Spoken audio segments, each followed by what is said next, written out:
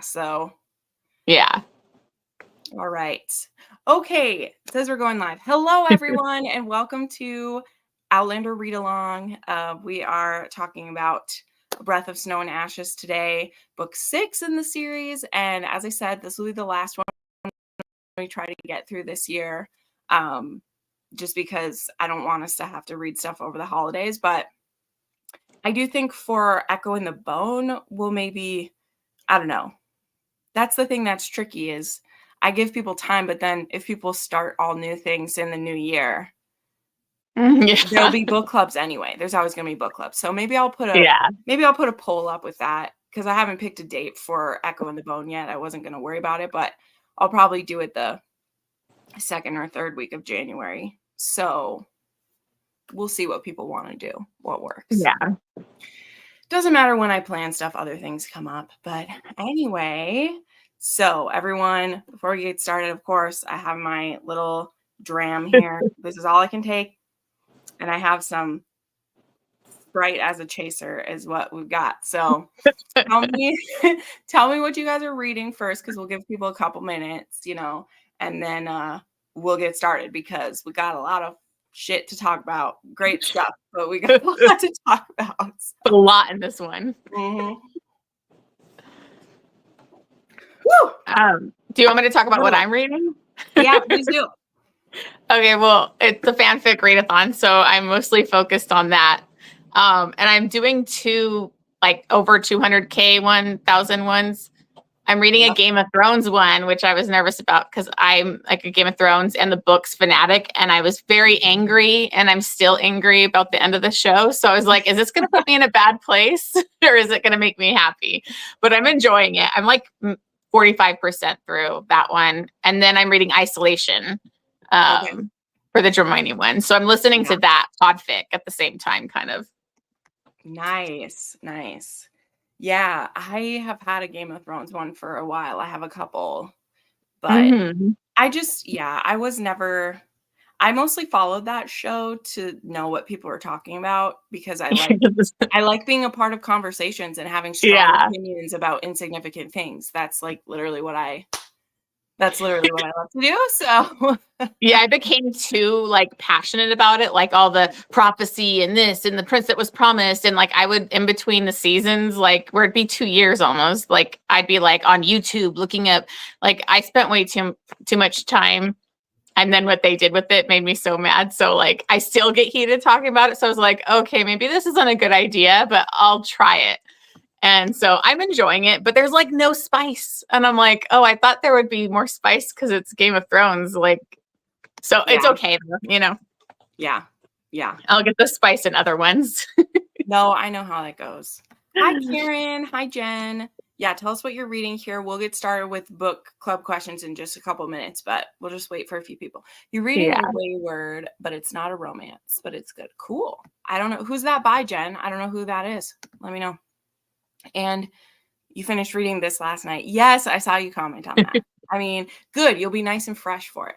I finished it 3 days ago, and I still and I've read this one 4 times, and we're not going to touch on everything. It's not going to happen. It's funny because when I did my reviews of these books, where it's just me, I talk for almost 2 hours in a few of my reviews. So the fact that I think I could do a live show with other people's opinions and go faster than that isn't going to happen. So, we'll see how we're doing. Maybe we'll have to do what I did for SJM and we'll have a potty break midway. We'll see how in we get. That's literally what I did when we had those. I was like, we took a 10-minute break in the middle. I know I was worried because I was filming before this, but so my phone was lower battery. And I'm like, okay, I got to get this battery. So it's at 91%, but I have it plugged in because I remember last time I didn't plug it in and I had to run to the bedroom to go get my charger because it was definitely going to go. It uses up so much when you're online and doing stuff. So love it. Hello, Amanda. So excited for this. Hi, Christina. Hello, Ashley. You are reading Every Breath After by Jessie Walker. Nice. Wayward is by Amelia Hart. Cool. Okay, what I'm reading. Well, it was actually very hard to put my book down, even though I'm excited for this, because I'm reading Braving the Storm, and I wasn't going to start that.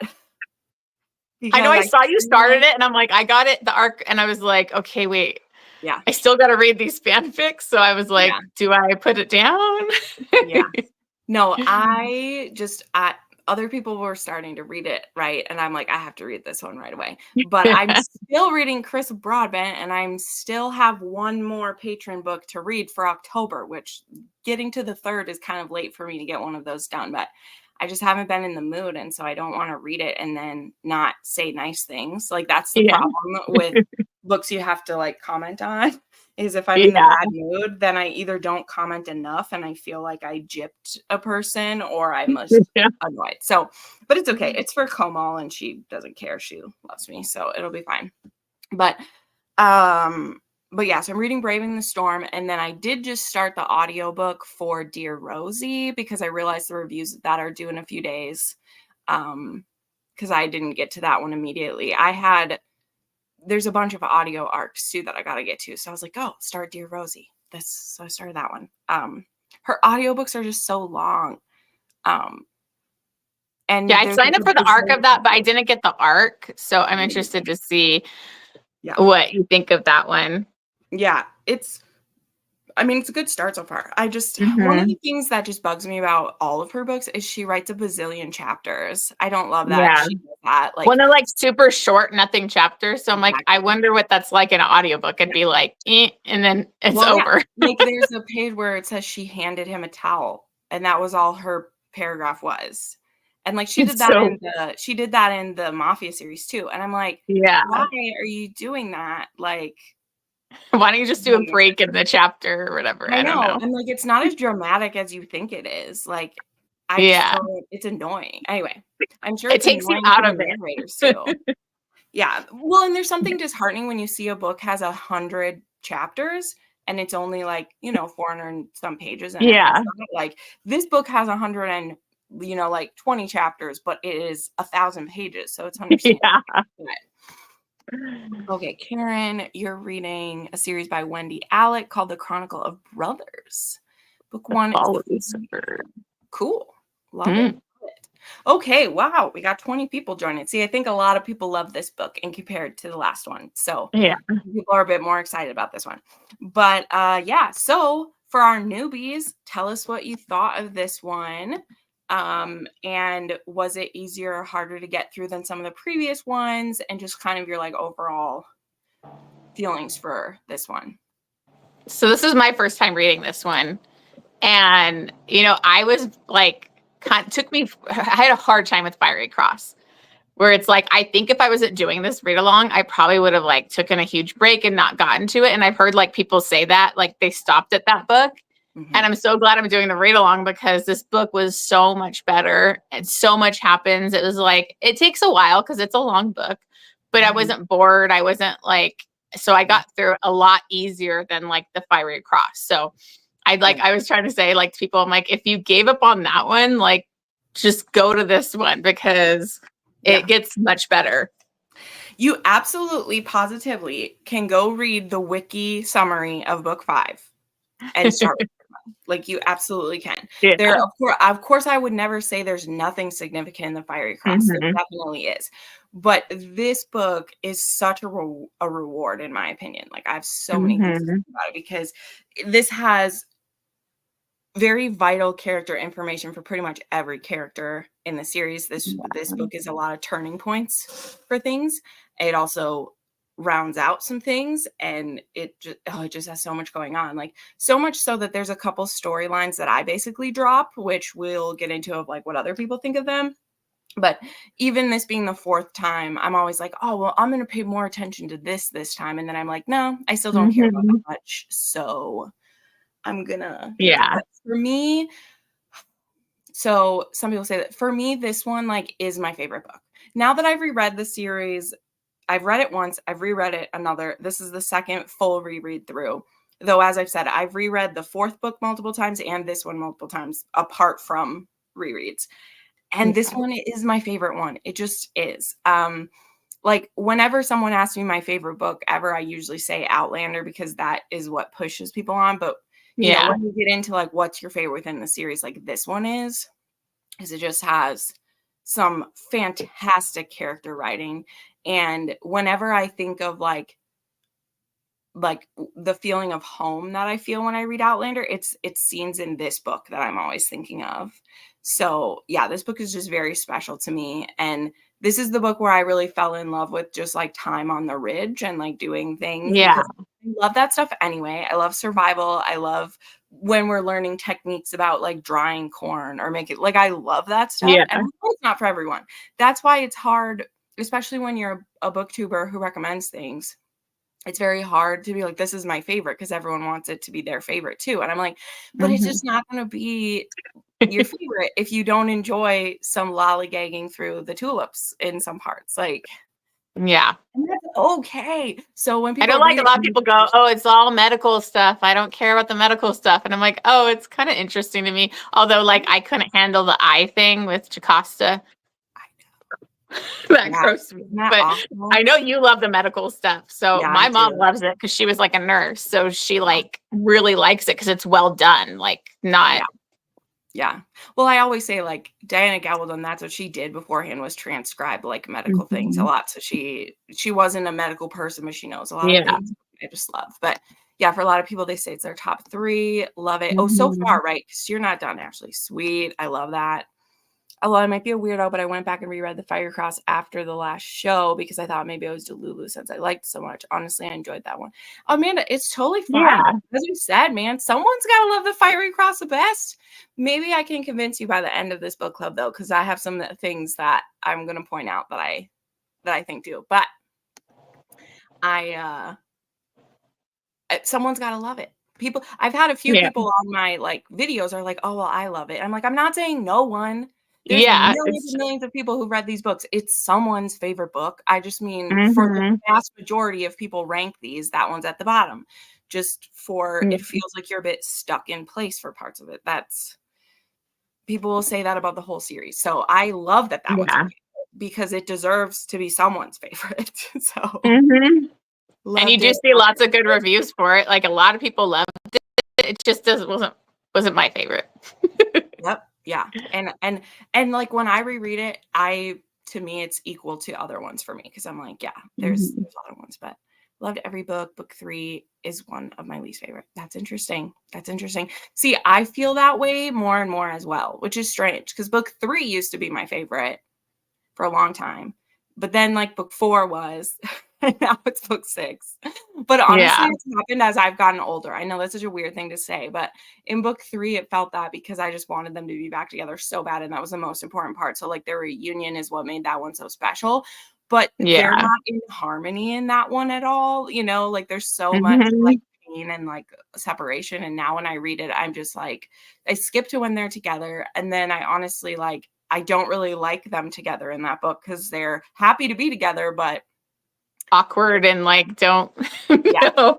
So that's when I stopped. I think when I first read them, like I didn't stop because I hated it or anything. It was just kind of like, oh, like I didn't keep so I stopped, I think, at book 3. And then so when I finally got to book 4, I was like, oh, this is so good. Like I loved book 4. So yeah.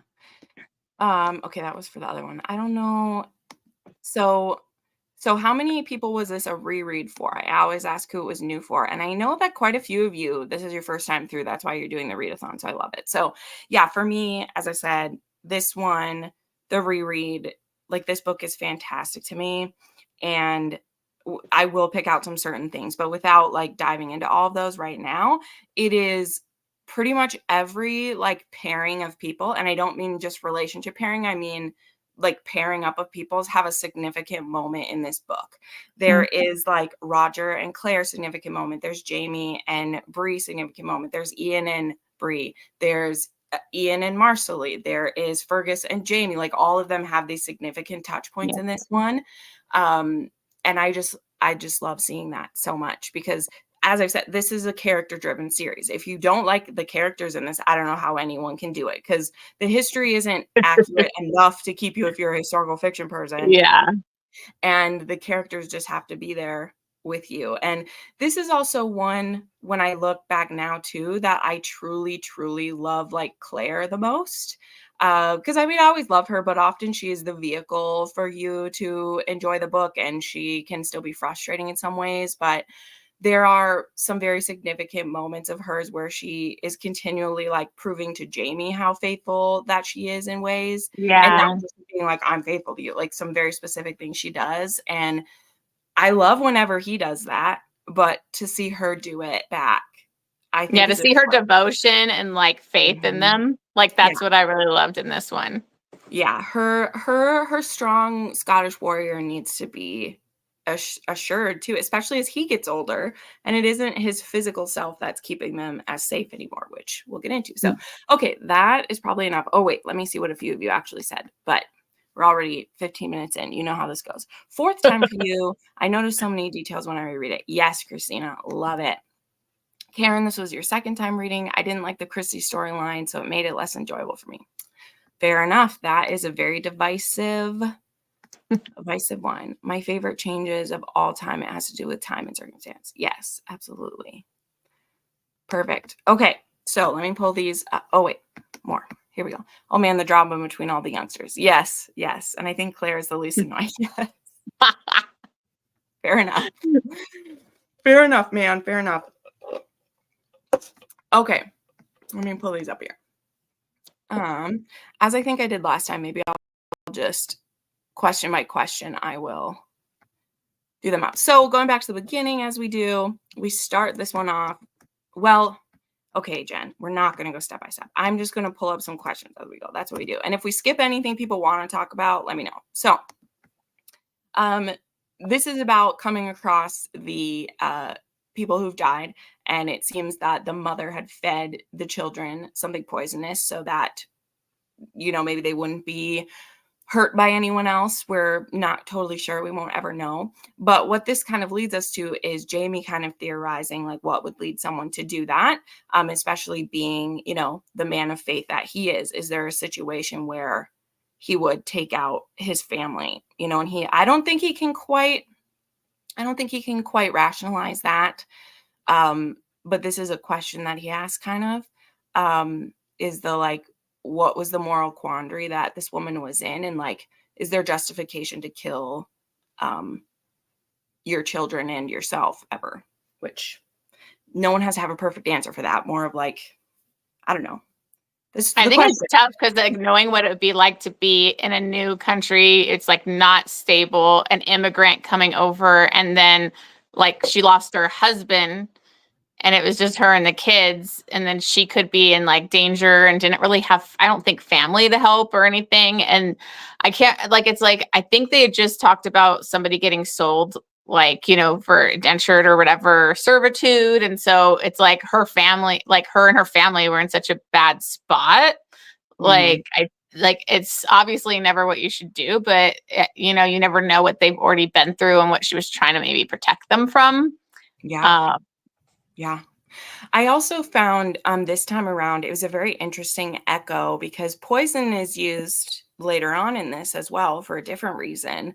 Um, and it is always, poison is considered like the women's weapon for things yeah. in that way. Mhm. It's an interesting question for it. And I think we see like Jamie is thinking about this even year, which, sorry, I usually say this at the beginning. This book is 3.5 years, by the way, 3.5 years from start to finish. I always track that. We end basically with a little after the Declaration of Independence in this series. But throughout the series, I think that's something that sticks with him in this book. I mean, not the series, in this book, because that's him like keeping that diamond later on, or the stone to give her, is because he's like, I don't want this. Like, I want you to leave if Yeah. something happens to me. And that's what I think he takes from this is, if something should happen to him, he knows that she's not safe. Yeah. Um, I mean, even when he's there, she's not safe, which we'll get to. Mhm. But I believe that keeping that stone, part of that reason is he remembers stuff like this, is he's like, I want you to be able to go back. I don't want the choice to have to be that you die. So that's what I Mhm. think comes from that. It's hard to think about, but I imagine that it would have had to be a situation where she had no hope left. Yes. Yeah. Yes, she had to be hopeless and in an odd way trying to protect them. Yes. Yeah. Yeah, I definitely oops, I need to pull that down. Stuff isn't working. I definitely think that's scary. Because one of the things too, this was something I wanted to pose to the group, right? Because like I said, I missed stuff on rereading. Something that gets brought up later on when Jamie and Ian are questioning the brown guy, like after the thing, and they question him about like if they were the people who was taking people. And he Yeah. says no. Is it ever answered in here who was doing it? I Because don't know. I was confused by that. Ian says it's not the natives doing it, and Mm-hmm. you just want to believe him. But then Lionel Brown says it isn't them. So and honest to goodness, I don't remember if that's ever touched on later. It might, and then I'll be like, oh, here was the answer to this one. But I just wonder if anyone who is reading, like, do we get an answer about who's doing that? Because those things were connected. Like Ian sees that this woman who killed Yeah. herself, they believe it's because she's heard of those things happening. So did anyone notice that? I don't think it's answered, but I felt like he was lying and that they were up to it, or maybe not the full group. I don't know. Sure. These are religious people, and scripture says that absent from the body to be present with the Lord. She may have seen this as sending them to heaven. Yeah. Yeah. Well, and I think too, Jamie maybe comments on it of like doing that to her children. She knows like her children would be okay. It was doing it to herself that she might be damning herself to save her family. Yeah. So she also poisoned the man who killed her husband. They were still there. Yes. Yes. Very true. It really is. Are we sure, Lisa? That's just why I wasn't, because I don't know. I don't know if I like didn't believe him, right? I think I might believe him. So I don't know. Yeah, I don't know. I was thinking about that. I was like, I'm like, did I miss something? Because I don't know if I was right at all, like where it's totally confirmed that it was them. Yeah. And I'm not doubting you, Lisa, just to be clear. I'm not doubting you. I just was like, I didn't know if I believed him when he said that. So, and I don't have an ebook. See, this is when I wish I had an ebook of it because then I could like search the terms, but I'm not going to go back through my book to find out. So anyway, that's an interesting one. This was kind of a funny one. Well, it's not funny, but it kind of is at the same time. Karen says she remembers that too. All right. Like I said, I'll believe you guys if you say it. Okay, so then we meet Bobby Higgins, who actually have a soft spot for Bobby. I wish that he was in the show more than he is. I feel like he's referenced in the show, but I love Bobby. So why do you think that Claire thinks what she does about Lord John and Bobby? She kind of jumps to maybe a more unkind reasoning about him. I thought it was pretty messed up when I was reading it. I'm like, geez, Claire, like you're so possessive and jealous over Jamie. But I do love Lord John Grey a little bit too much, so I get defensive over her like thought process. Mm-hmm. But then like, I love how Jamie kind of puts her in her place too. Like, come on. But I don't know. I guess it's kind of, she's looking out for Bobby in a way, hoping that he's not, taking advantage of a situation. Like, I don't know. The thing is to me is I'm like, she's not going to be jealous over like Bobby. But, yeah. I also think that this leads into the next one too, because Jamie, that's my next one here, is that Jamie tells the story, which I didn't realize that she didn't know before, is one of those funny things of like, there's just things that I replace the show's knowledge with book knowledge. I do it. And in the show, one of the things though, is that Jamie tells her things earlier in the show than he does in the books. Like there's things that are kept secret for a long time. Like about William, like he tells her about him immediately, like all these things. So, whereas in the book, like it just didn't come up, it just didn't come up. But I was confusing myself too with like the timeline of like the fiery cross and then parts of this, and I was like thinking of the show too much, and I was like, okay, I gotta like just put the show out of my head because I kept going, wait, this was like, I thought they were doing like a season per book, but obviously that's not what's going on anymore. They've pushed it. This was the thing, like I was really sad about this at the time. I did a whole rant about it because they made the scene in here become the finale of season 5. They brought it way up, but then we still played out things in season 6 that characters aren't even there yet, which kind of bothered me. Like Yeah. in the show, they're coming back with her when we've just brought the Christies in. Yeah, that's what Instead of confused me.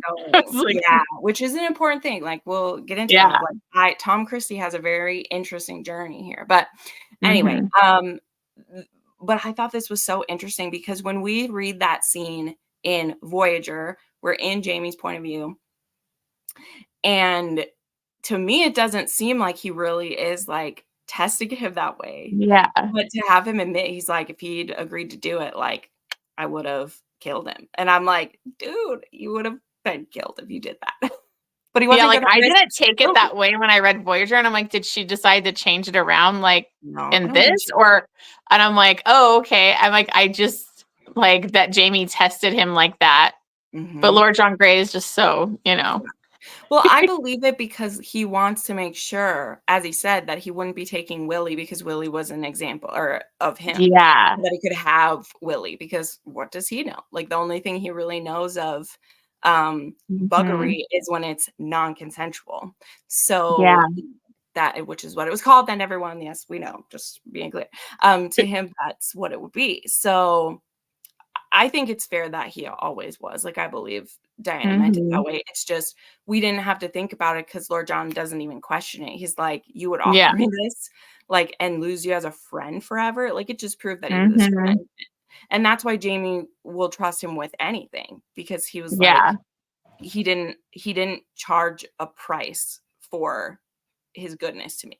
Like, and well, and like when Claire brings up, she's like, oh, well, he like would have a younger version of you. Like, you know, it's like, you know, I didn't even think about that kind of thing, but you could see where she would be worried, you know, when he was doing that kind of thing. But, and, you know, you wouldn't think that Jamie would really truly want to offer himself after what he went through, you know, so it does make sense that it was kind of a test to see, because he wouldn't have been able to go through with that. Like, Yep.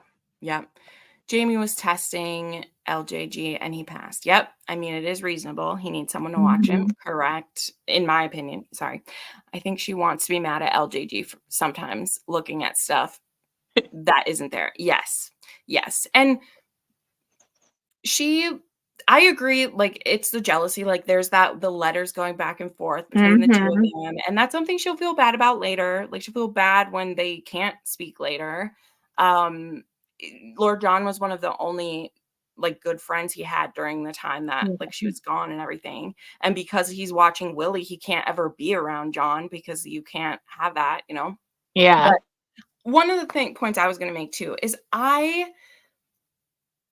every time I like read that, I don't always take it as her like thinking ill of John. I think it's her being curious if he's found a partner in the same way. Like I'm not saying there isn't some of that, but I don't always think of her as being like trying to point out something bad that's John's doing. Because if Bobby was consensual to be with John, like Claire wouldn't have an issue with that. I just think she's curious because she's like, oh, he has this thing wrong with him that would be getting in John's way if John was, you know, doing that. So anyway, but I just it's an interesting moment anyway. LJG told her about this was sketchy in my mind. What? Lord John told her about this, which was sketchy in my mind. Yes. That is true. That is a good call out, Karen. Thank you for that. It was John who pointed it out when he was sick. So she did already know about this. Was that in the last book, I think, right? Or well, it's in book 4. He comes to the book ridge 4. Okay. Yeah. He comes to the ridge with them when they're still building everything.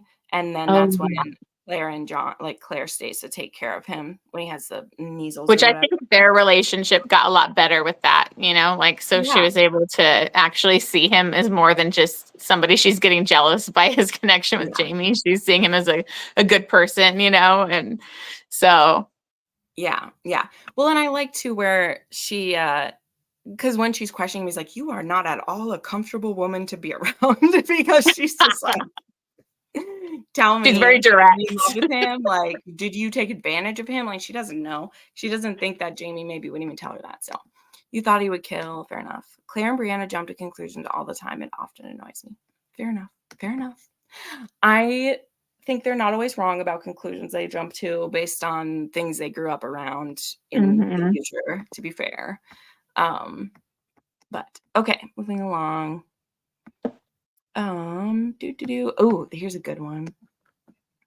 And remember, friends who are chatting too, I'm going to be kind of skipping through this pretty well, so we're not here for 5 hours. So if I do skip over parts you want to talk about, feel free to call it out and we'll jump on it. I just have some discussion questions as always to keep us going. But you throw in whatever, because now I put in this one I like. So, do you think there is merit to the fortune teller's words to Jamie that he will die 9 times before he rests in his grave? And I think we count them, right? Isn't he at like 4 or something? Mm-hmm.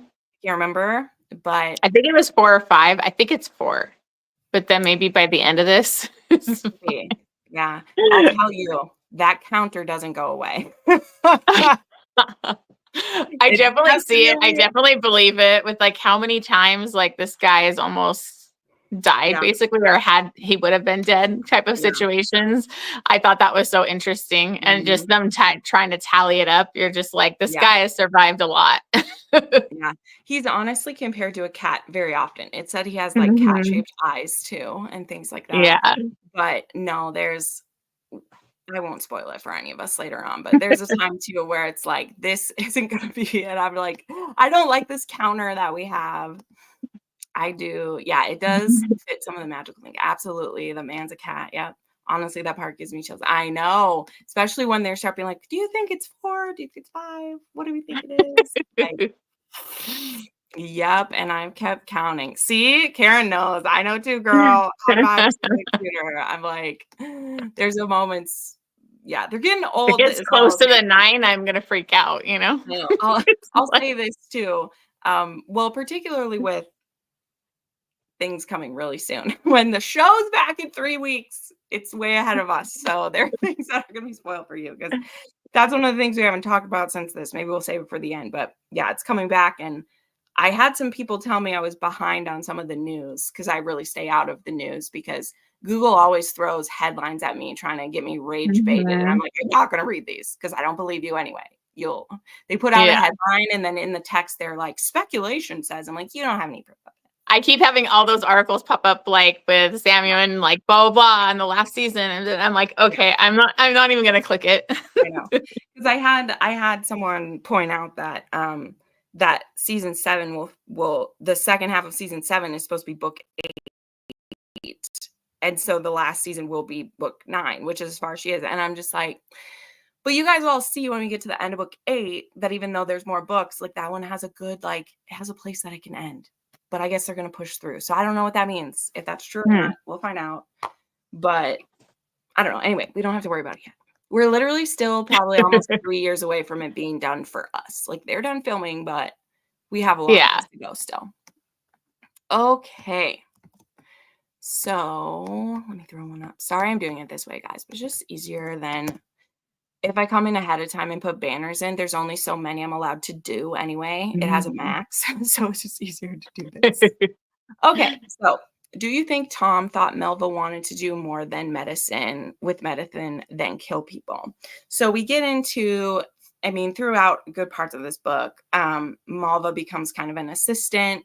And so does like I feel in my heart, I always thought like Lizzie did more of it, but it really becomes more Malva who's doing it during this time. And also I will say one of my favorite changes the show did make was having Marsali do it, even though I'm like sad.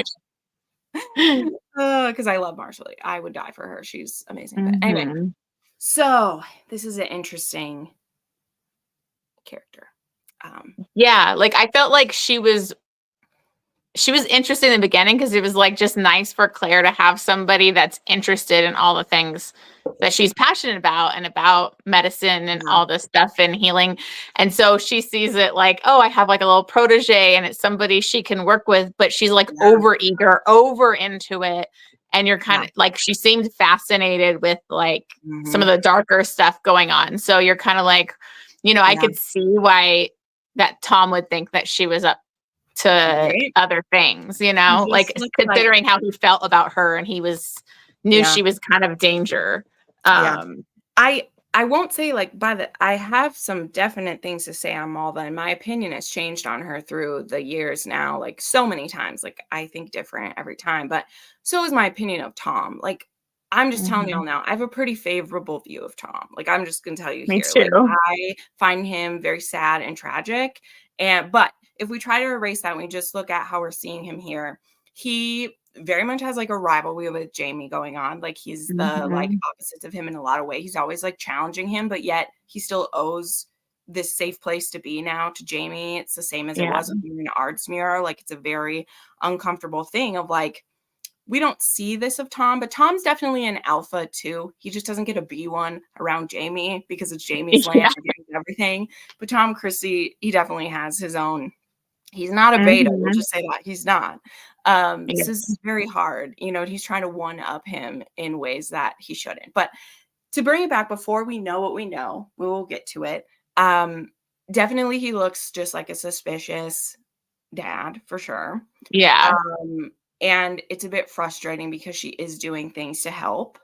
And you know, like particularly the when I don't know if I don't think I even have a question about this, so I will ask it. Like when there's the emergency surgery we have to do, and Malva's like, I can't come, my dad, and Roger's like, I'll talk to your dad. Okay, we need you. You're the only one who knows how to do this. And he like basically takes her. And it is weird to me how Tom is so like, well, and Alan too. I mean, we'll get to him, but they're just like they have to be like, I made her come here. I don't see what was wrong with that. Like that's what's frustrating to me is it's like I know he's suspicious of things, but it's just so tough. It's just so tough. I don't know what I'd think of medicine if I didn't know what it was, you know? Yeah. And he was like very suspicious, like, you know, he's very religious and had those different views. And so, but you're like, okay, if somebody's life's on the line, there's emergency surgery, like let it go and let her help. Yeah. So it was like, I think Tom Christie like is one of the most complex characters in this, you know, with the way I view him. And like, so to start off, you're kind of like, what the hell, this guy, you know? Yeah. And how he treats his family and stuff. But as the story goes on, I just think he's a very interesting character. Yeah. Okay, this was Jen. I told people to throw stuff in, as I said. So I saw an interesting TikTok that speculated Adso is Master Raymond. I've spent a lot of time in this book thinking about that. Interesting. I don't think we've had a shape-shifting familiar before, and that would be very interesting. I love Adso. I'm here for it, Jen. If that's speculation, man, no question. Absolutely. Probably he did think she was a witch like her mother. Yeah. At this point in the book, I thought he just thought medicine was evil. Right. And it isn't until like he sees some of the good things Claire is doing with it that he agrees. And to be honest, too, like if I work this back to where it was, what he believes as witchcraft, he's only seen as used for bad things. Like, to be honest, once we unpeel that, like that woman that we'll talk about, she did use it for evil. He isn't making that shit up. So to see someone like Claire, who he said looks like that woman too a bit, and to see it involved in it, it's very suspicious to him. But he also knows what type of man Jamie is. Again, he is rivalrous. Is that a word? I think I just made that up. Rivalrous with him. But he also knows that Jamie's not dumb. And I don't know. I just think he's like, oh, but especially that scene, like when they do surgery and he won't take the ether because to him that's like a spell, which I would see. I agree. That's why she has to be careful with the ether then anyway, because that is magical. Okay, to be able to put someone to sleep and they don't feel what you're doing, that is magic. It's a wonderful magic we'll be very thankful for, but it is. Do not do it like and do surgery on his hand. I just can't. I'm like, that's one of the things that's very hard for me to make it through. Well, and it shows you like how strong he is, that he is kind of like a dominant, strong kind of guy that he does that. I mean, it's crazy. I can't even imagine. But like, that's what I liked is like all his conversations with Claire, where she like pushes him. She, you know, like really like comes back at him on all his like kind of crazy views. And but he actually like listens to her and like thinks things through. So that's when I was like, oh, he's not just this black and white like type of character. He does have these different views, but she challenges him and like it makes him kind of think things through. Yeah, like, she knows her Bible. She's not a heathen who doesn't know these Yeah. things. Like, she like, she believes in God too, not the same way that Jamie does. Um, Yeah. but I think it comes back to that too, is like, I like, I don't think he's seen many marriages like Jamie and Claire either, Yeah. where, like, Jamie's the type of man, he's very powerful and lots of people respect him, and he doesn't do it by fear at all. Mhm. And, Tom never got to have that. He's very jealous of it. We feel very bad for him. Yeah. But I do love that she uses his rivalry to get him to do it, of like, Yeah. you know, She knows how to Jamie manipulate it can't a little handle it. bit. Right. I'm like, Jamie didn't handle this stuff well either, just so you know. He's had to get through some of those things. I think Jamie shamed him in the surgery. Yeah. Yeah. I mean, he does, but it was for his own good. So he Yeah. absolutely had the way. Um, he absolutely had the option to not be in pain the whole time, and he chose Yeah. not. So then he just has to suffer for it. And with Claire, Yeah. I can't hold you. You need to hold still if you're going to do this. Yeah. Men could never have babies. We just know this is true. I think it's suspicious of Ether, something new. Also, Tom wants to be cool like Jamie. I know, right? Even Lizzie thinks at first that the soul leaves her body when she's under the ether. Yeah. Yeah. Yeah, it's like they've never seen anything like that. It'd be kind of crazy to, just expect everybody to think that was a normal thing. I mean, I think anesthesia is like that for anyone. Just ask someone who's had to have a surgery where you are staring up and then you wake up and it's done. Like, what did you just Yeah, I was a kid under it when I had my appendix taken out, and I came out like almost violent, like all tripped out. So it's like, it's. Yeah. Okay. So we'll come back to Tom and that mess. Put a pin in that. Moving on here. I have a few spots saved, so I want to make sure I put a note in there. Okay. So now we're going to shift to some other characters, because like I said, I want to kind of touch on all the main characters here. So what are your thoughts on the evolving situation with Leary and Fergus? I put Leary. I meant Marsali. Whoopsie. That was a Freudian slip on me there. So apologies, everyone. Leary has nothing to do with this. We don't want to talk about Leary anymore. Oh, sorry. Totally didn't mean to bring that. Marsali and Fergus. Did you believe that the bruises were from him holding her off? Do you think she's in danger being with him? Like, let's just talk about it. Because this is it's uncomfortable, and it's uncomfortable for everyone. This is too where we see some butting of heads of first century and last, and we do like trench up the good old belting from back in the day too. I told you that it's going to come up 3 years into their marriage too. So what are your thoughts on this? I don't know. It's tough for me because like I really love Fergus so much, and he's just in such a bad place during this book. So it's like, I'm like, is he hurting her? Was it accidental? Was he like drunk or like out of it? But it's no excuses. But like when you see like everything he goes through in this, you kind of, it's just hard. I don't want to see their relationship like that because I love them. Like it was just tough, and you don't want her to be in like the same kind of abusive situation. Like, because I think Larry, like whatever, Lear, how do you say her name? Yeah, it's Leary. Like, Leary. I'm Leary. I think like her other husband or whatever was abusive, right? Or what, did I have that wrong? I don't remember, but okay. I have one of the next questions I have is about it. So you're definitely right. Keep going off that. She saw her being abused. That's what but like it's just tough because you would never think Fergus would be like that at all, because he's like the cinnamon roll sweetie, so it's like I don't know, it's really tough to see that. But then you also like see all the troubles he's having with later in the book, obviously with him, not having his hand and not being able to provide or, keep them safe. And so he's just going through. Yeah. Yeah. No, I feel so much empathy for it. I think too, it isn't even the same situation as what Jamie brings up. Like when he brings up what he witnessed with his sister and like Ian. Well, it is different because he's talking about Brianna, like kind of about Brianna of like, he wouldn't step in unless he like, he was like, if he was abusing my daughter, I would be there. But he's like, there's a difference. That's a different conversation too. Yeah. Because because Marsali didn't do anything wrong. She's the one holding it together. And I feel for him so much. Like, yeah, I feel for him so much. And I do agree. I think that she absolutely would brain him in the Hade, as she'd say. I would brain him with it. And I can see that happening for sure, because she wouldn't put up with it. She wouldn't. And honestly, like, I think also there is shame. Like, she doesn't want the family to know what's going on because she's protecting him at the same time. Yeah.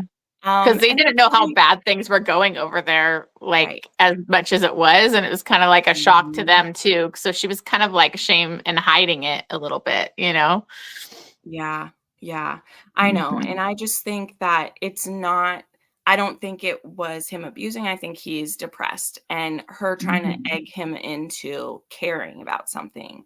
And I think that's whenever there's anything like, whenever there's any physical evidence of it, I think it's because she pushes him into it. I'm again not saying it's her fault if those things happen, but I see him very much as avoidance and her being like, you want to get into it, like we're gonna get into it. And she like, yeah, because she's a badass too. She's a feisty. I love her character, you know. So she's not just gonna let him wallow and continue what he's doing. Yeah, yeah. And I mean, I think she even says it again in this one at some point too, where she says, like, I'll have a whole man or I won't have one at all. And that does come back. That's a scary thing to say because I don't think she means that. She means like one thing, but when he tries to like end himself, you know, which I believe Jamie never tells. I don't think he ever tells anyone but Claire about that. But she doesn't actually mean that either. But yeah, it's so sad because the thing is like, this is one of the times too, where like Claire's thinking of things is just like people with amputee, like they'll be fine. Like he'll be all right. And Fergus is like, I can protect them. And to me, I'm kind of like, can he not? Like, I don't know. I don't want to be like Claire either, where I'm only thinking about, but I'm like, dude, you can shoot a gun with one hand, you know, like you can learn how to fight with a sword with a hand, you know, I'm like, you can find a way. But you know, it doesn't help either what we're about to get into when, you know, what happens to her, which is just so, like, it's so hard to point that out to someone. I'm like, Claire has a complete husband and she was still taken. He wasn't able to protect her in that moment and he feels guilt over it.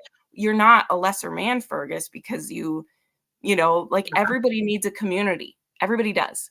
Jamie isn't who he is without a community either. So feel for him so much because depression doesn't follow rational thought. That's the point. No. And we don't have shrinks back in the day. You just have Claire trying to point out that it's cool. When it's like, I don't think Marsali is in danger though. Exactly. So this is the point too. I don't think she is either. And when she's acting like embarrassed about it there, I genuinely think she's embarrassed because she's like, and now I have to explain these when actually it was me, right? Whereas we're used to literally modern day times where it's like, oh, I ran into a doorknob. And it's like, really? You ran into a doorknob when you're 6 foot or you're 5 foot, whatever. And in this case, it's actually like, you know, it's true. That doesn't mean everything's good, but I don't think the issue is that he's abusing her. So Fergus this is true. Yes, he does.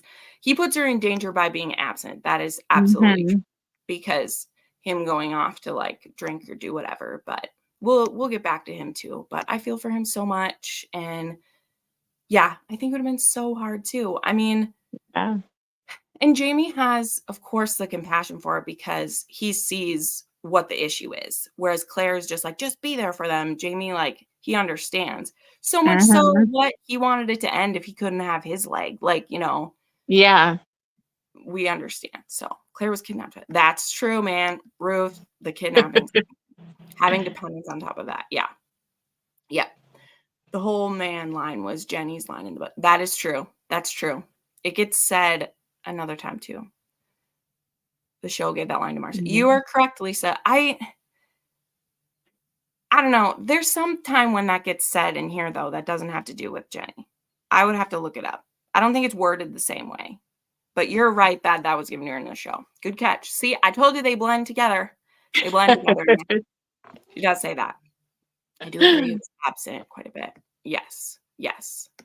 We'll get back. I don't think it's black and white either. That's why I love how she writes these. I don't have any I don't have any like super harsh things. Okay. Now, you all read this, so you know, but we're going to get into the very difficult part of this book. So I apologize ahead of time, but we all read it. So here we go. Oh, we get to the malting floor. What happens here? So Claire's ordeal is really hard to stomach. Do you think that Diana Gabaldon handled it in a sensitive or insensitive way? And how does her assault differ or compare with other ones that we've seen before? This one is a question from me, by the way, and not from, because on the Reddit, I will say on the Reddit, people get real worked up about this. And I have other thoughts, but I don't know. I thought it like, so this isn't a problem again with me comparing it to the show too, because I thought it was like looked worse in the show. Right. Than what it would. Like I felt like this one wasn't as graphic or as like trauma, like it was traumatizing. I cried, it was emotional, but like as what Jamie went, like reading that was like more traumatizing to me. But like this was traumatizing, and like her physical beatings was like, and like the whole scene of like her not being able to breathe and being like the gagged feeling, like that really like affected me more than a lot of the stuff, you know? So I think it was handled really well. And I think from like kind of the checking out of the moment and being in and out, you know, it makes sense for people that have been a victim of that kind of a thing. So I don't know. I thought it was long, like it was a long part of the book, but it was very emotional and you just feel everything that Claire was going through. So I just think it was handled and like written really well for what an intense, you know, scene that is and everything that she's going through. I'm like trying to get, you know, freaking Wendigo to help her and him not stepping up and just every little thing. It's just, it's so hard to read. Yeah. This is a case again, as it was with Wentworth Prison, where the show takes, I don't even want to call it like creative license with interpretation in a very powerful way that, in my opinion, does elevate the story. Because something I think DG gets a bad name for is there's too much assault in these books. It's glorified. It's these or whatever. And I always get so pissed about that because I'm like, how is it glorifying it to sit in it and pick it apart and discuss our trauma? How is that? You know, I'm sure it's the dark romance lover in me that wants to discuss these things. But I mean, even back when I read like Outlander, I did read that before I watched it. Yeah, because I read it before I watched it. And I think that the show made it, and I don't think the show did. We'll get into that, Lisa. I don't think the show does, because if you're watching the show, they don't show everyone doing that to her. They do not. They do not. We only I ever think that was the interpretation I got, was that they were all raping her. Like when because it's been a long time since I watched the show, and I think I only watched the episode once. I couldn't do it. But like I thought multiple were doing it. So that's why in the book I was like, oh, well, this is a totally different thing than what I thought. Yeah, I'm like 99% positive they don't. They show her being beaten multiple times, which is also what happens. And she gets like peed on and like those things happen to her. But in like, there's only like, and it's not an only, I'm not saying in an only, it's all awful, but I don't think the show makes it any more gratuitous. It's just you're visually seeing it. And again, that's my point of like with Wentworth too, why that is such a, I've only watched that episode once in so many, but the show doesn't though. Like it really doesn't. It's more graphic because we have to look at her. But when you read what's said, like you can tell by everyone's reactions that that's what her face looks like. Like her, literally like, you know, her face is so badly deformed that people don't recognize her. Like that happens in the book too. It's just the show makes us see it. But in, you know, in the show, it's not like 8 men rape her or rape her at the same time. It's the same situation. She's tied by a tree, and one by one, people come over, and some of them rape her, and some of them beat her, and all. Like it's horrible. The whole thing is horrible. But it's just the way our brain too, of when you have to sit through it and see it, that it's so bad. And that's why I do love how I deeply am moved by how the show gives her the like the escape parts that she puts in the where she goes, so she literally goes to like Mind Palace to get away from it all. And to me, that is interpreted from the book of whenever she's just like, Jamie's coming. Like I make highlights of it. She thinks 3 distinct different times. And the first time is very resolute where she's like, he's coming. I just got to hold out. And then a little while more in, she's like, what's taking so long? You need to get here. And then eventually she's just like, I just need to live till he gets here. He's coming. Like she thinks it times because she knows he's coming. She's like in her head, she's doing like, how long would it have taken for someone to find her? Was Jermaine like in her head, she's like, they're coming. And it's so agonizing because we know he's coming too. And each time a different man shows up, you're like, is this when they're going to show up? Is it? And it keeps going. Yeah. That is. Well, it was like kind of, it was so hard too, where that guy like doesn't penetrate, like rape her, but he's like doing stuff on top of her. And it was like, she's like, well, is that, you know, and it was like, I don't know. It was just, you know, it's a very traumatizing scene, but I love the way it was written because it's like, these are the things that people that like have been assaulted, this is how they think, you know? And so it just seemed very, you know, I don't know. It was very impactful. So yes, Lisa, they do say this, but as they go to her, not every one of them rapes her though. That's the point that I'm making, is that's kind of the same thing in the book too, where she's in one place and a person at a time goes over there, but they don't all, they do something, but they don't all do the same thing. And the show shows that as well. Do they all come over there? And some of them they don't want to do that. Some of them don't even want to be there, but now they're in this situation and they can't leave either. So you have some that go over there and just pretend. And there was, you know, so Wendigo was going to like pretend too. And even thought about it apparently for a minute there, which is just disgusting. So I'm not disagreeing that it's brutal, Lisa. I'm not, this is just my opinion too. This isn't a right or wrong scenario, but what I am sure about is that like the show has her like leave and go to that place every time someone's coming up there. So we don't actually know the number that it matters, right? This isn't a thing I want to nitpick. My point again, back to that, watching a thing is much more brutal than reading it, in my opinion. Not even from the fact that I just skip certain words, you know, like I wasn't skipping. I always read this to really like see what it was, but you can like skip your way ahead a little bit in a way. Whereas like when you're watching it, it just feels so desolate. There's just something about that. It just is. That's why it's so graphic. But I like paused watching the show for a while. I was on that on my DVR, you know, and I didn't want to go. I knew it was going to happen. I was like, I don't want to watch this. And so I stopped like watching it for a long time. And then finally I was like, okay, I got to watch this, the final episode here. Yeah. There's even some interesting things too to like zone in on where like the show got the inspiration. Cause like when she's being beaten, she's thinking about like water washing on the waves, and she's thinking about like when there's the sound of her being beat, she's thinking of like other things she's trying to replace it with. So as I said, I thought that episode is done really, really beautifully. They do an amazing job, which is why it feels like that. And so my point too, bringing it back in, is that we've seen now or heard about assault on almost every character in here, and they deal with it in a different way, but it leads to this after fact. I think I have a few. Let me see what other questions that I have before.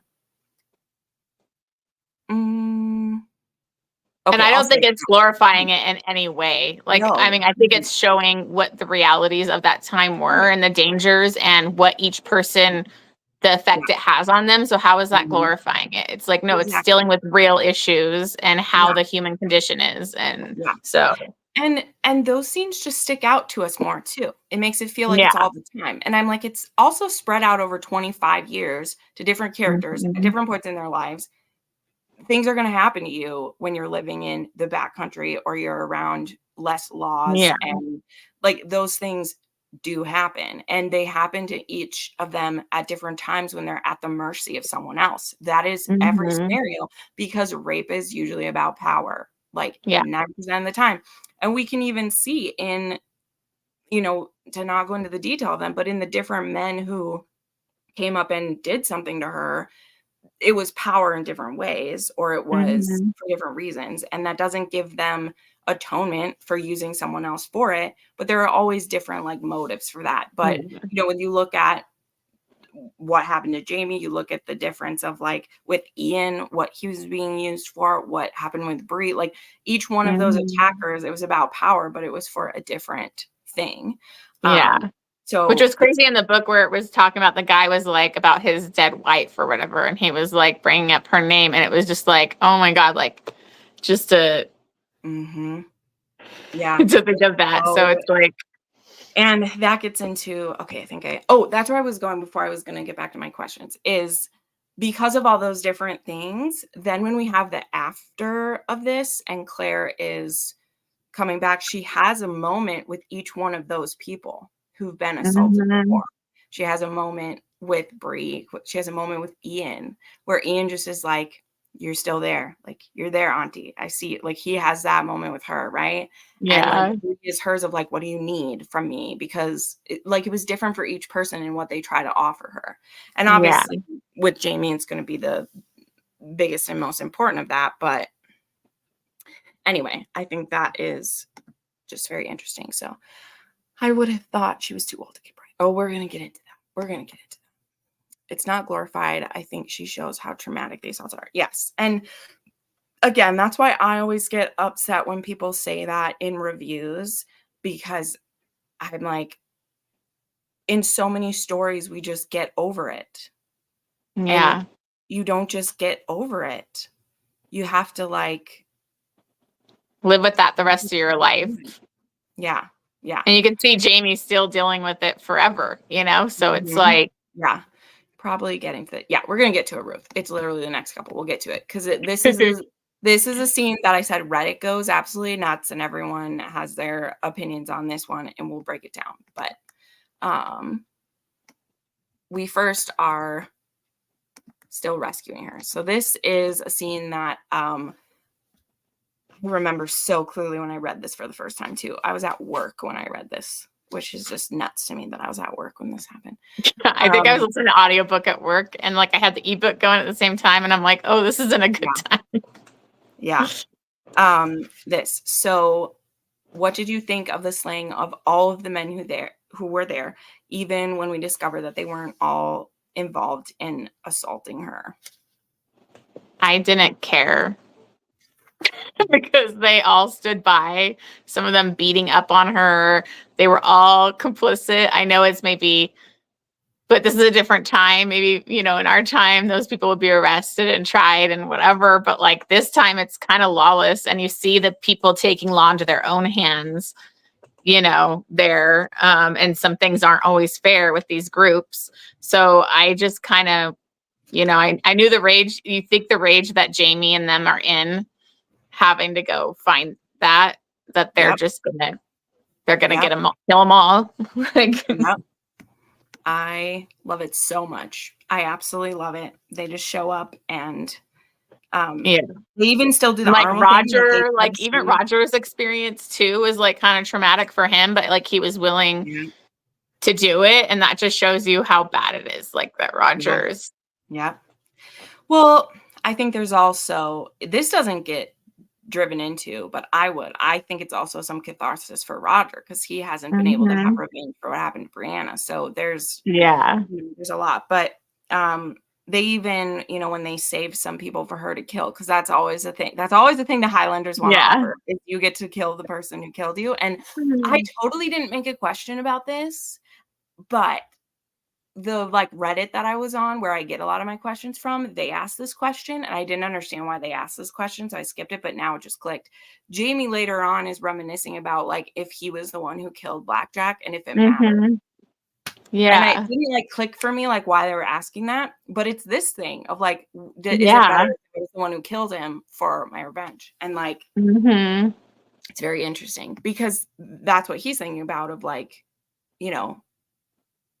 if Bree is the one who ends up, we'll see, taking Bonnet's life, and Claire doesn't because of the oath that's on her. But he's like, when he's like, which of them and how many, and she's like, it was dark, and so he's like, kill them all. And it's my favorite. Is it bad that I This love was that? this is why, like, oh no, I can give myself chills right now, literally my hair standing up, because again, this is the show gets this so good with the Yeah. drums just starting and everything, and then it just being like, just kill them all. And you're just like, hell yeah, man, just kill them all. I don't even care. Mhm. It feels good. Anyway, I don't even care about it. Oh, see, everyone, I think it was justified. They're all guilty. Right. I mean, there's also the thing too of like, people didn't get hung for rape. They didn't have punishment Yeah. really for it. And so you just do it, man. They're complicit, understand his stance. Yep. Also, it's what the men think they can get away with. Exactly. I'm all for it. It was very gratifying. Yep. So you're always one step Yeah. ahead. Christie. So on top of it, Lisa, I love you, because that's my. It's like she knows your questions.